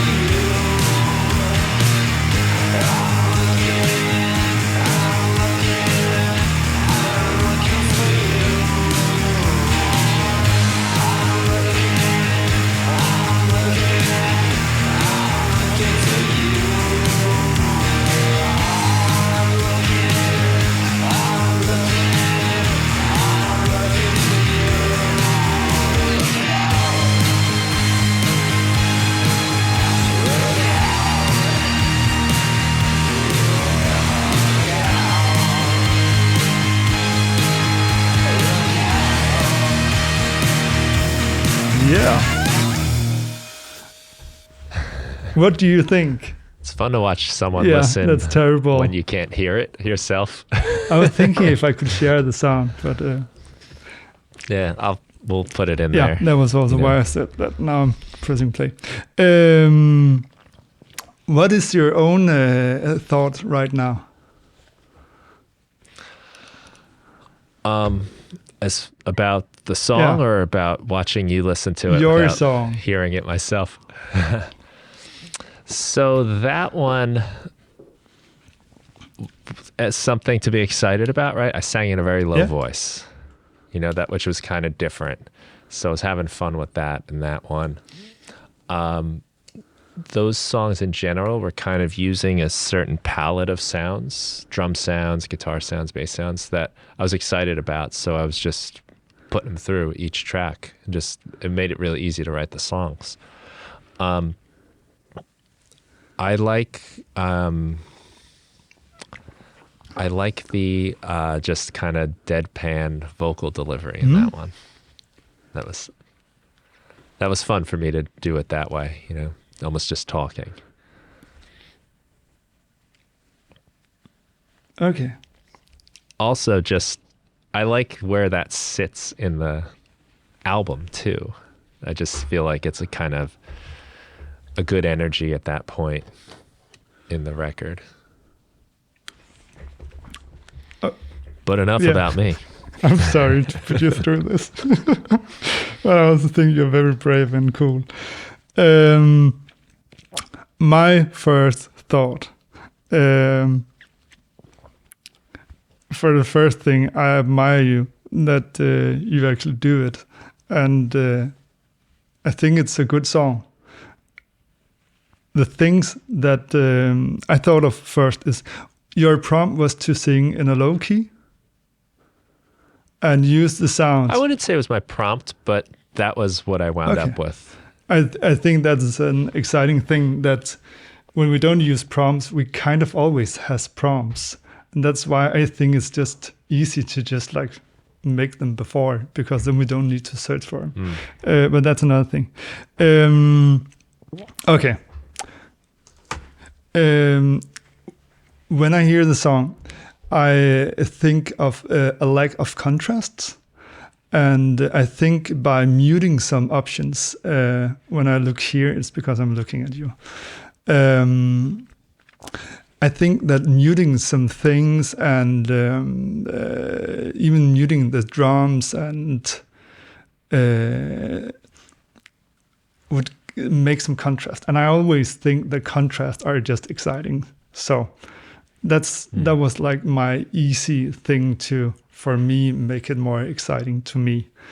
Then the second thing that really hit me is most of the elements are doing, I need to stop this, are doing the very, how do you say it?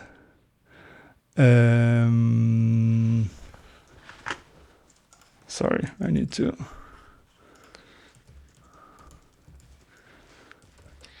I'm really pressing. They are very predictable. And so if it was my song, I would need to do something unpredictable. And I think figuring out how to do that would be a really, really fun way of working with the sketches.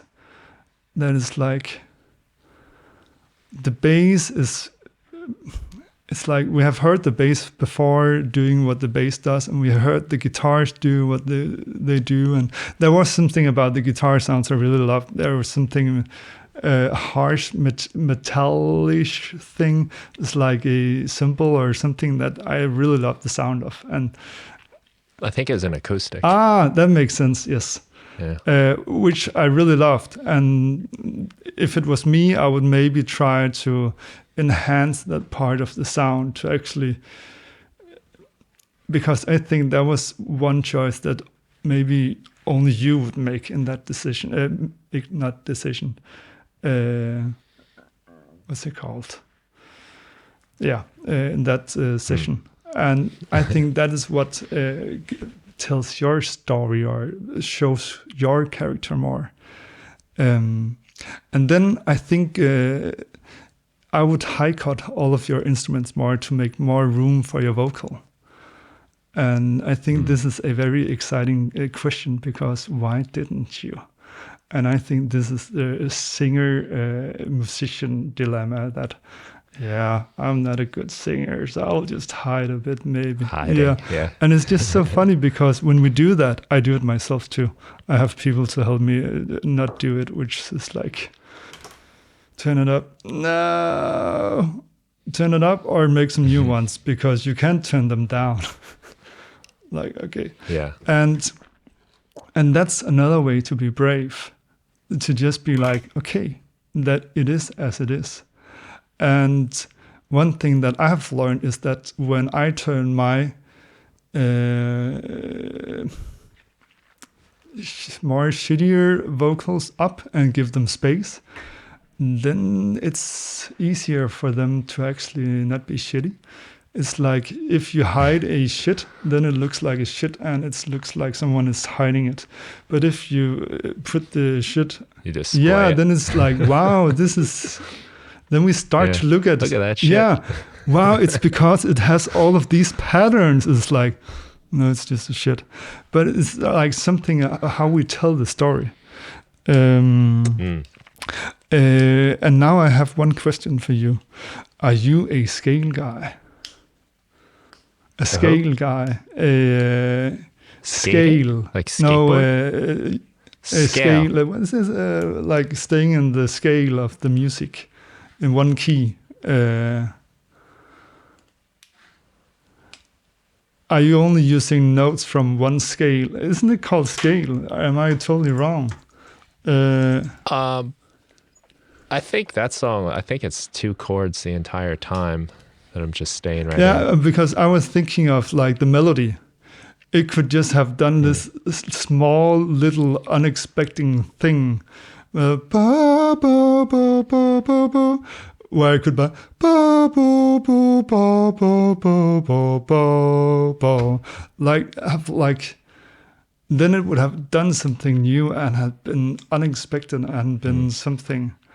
But I think it's the thing about that when everything is does something that we already know, then I think we have like something to change. It doesn't make sense, and is it terrible to hear, or how does it feel? I feel very scared. I like it. Okay, good. No, I like it. I enjoy I don't get a lot of feedback, so it's great to hear it.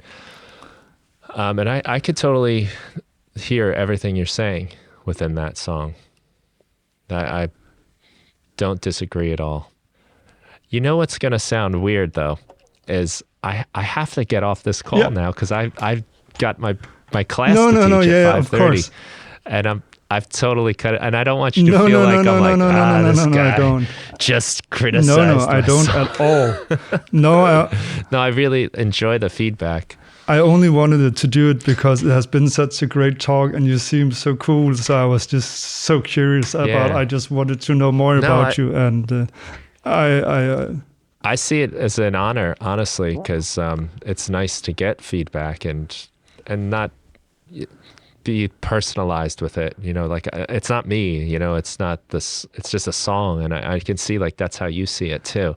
So it's a fresh perspective. For me, it's about how can I get to experience you more in the song, and I think it's so exciting, basically, because when we get to experience it on our own body, we should do another, of course, at some point. I think that'd be great, and we could even pursue this angle, because that'd be a new direction for the podcast. Song critiques and listening sessions, be a lot of fun. Can we send people to your Instagram? I'll put the post in the show notes, which is Ransby at ransby.biz. And also your website is ransby.biz exactly. as well. And anywhere else you want to send people? That's perfect. Then I can guide them Cool. I don't know where. I really appreciate you taking the time, and I am sorry to cut it short on us. Thank you for inviting and cut it long, short, very whatever long. we want to look at it. It has been a true pleasure, and I would love to do some more. And I think, I only said it because I like your what's it called? Company. Thank you. So. Thanks. I enjoyed yours as well. So it would be totally fun to do something in a lot of different ways. And if you want feedback, then please just let me know.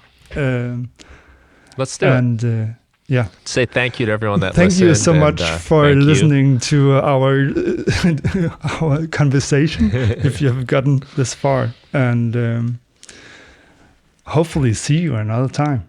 And this has been a true pleasure. Music is magical. Humans are magical when we are brave.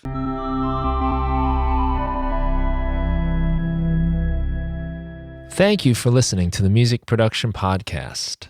If you want to help support the show, the best thing you can do is tell a friend, someone you think that would enjoy the show. I'd also love it if you could leave a review wherever you get your podcasts.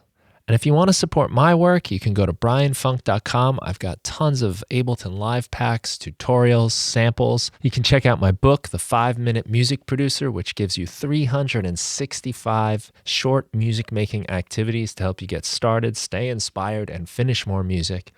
And there's also the Music Production Club, where you get my latest releases as soon as they're finished. It gives you access to a community of like-minded people who are making music and sharing ideas. You can share your music, find new collaborators, and participate in our live meetings where we set up some kind of musical challenge and then make music together and share our results at the end. That's the Music Production Club. It's a lot of fun, and you can find that and everything that I do at brianfunk.com. Thanks again for listening to the show, and have a great day.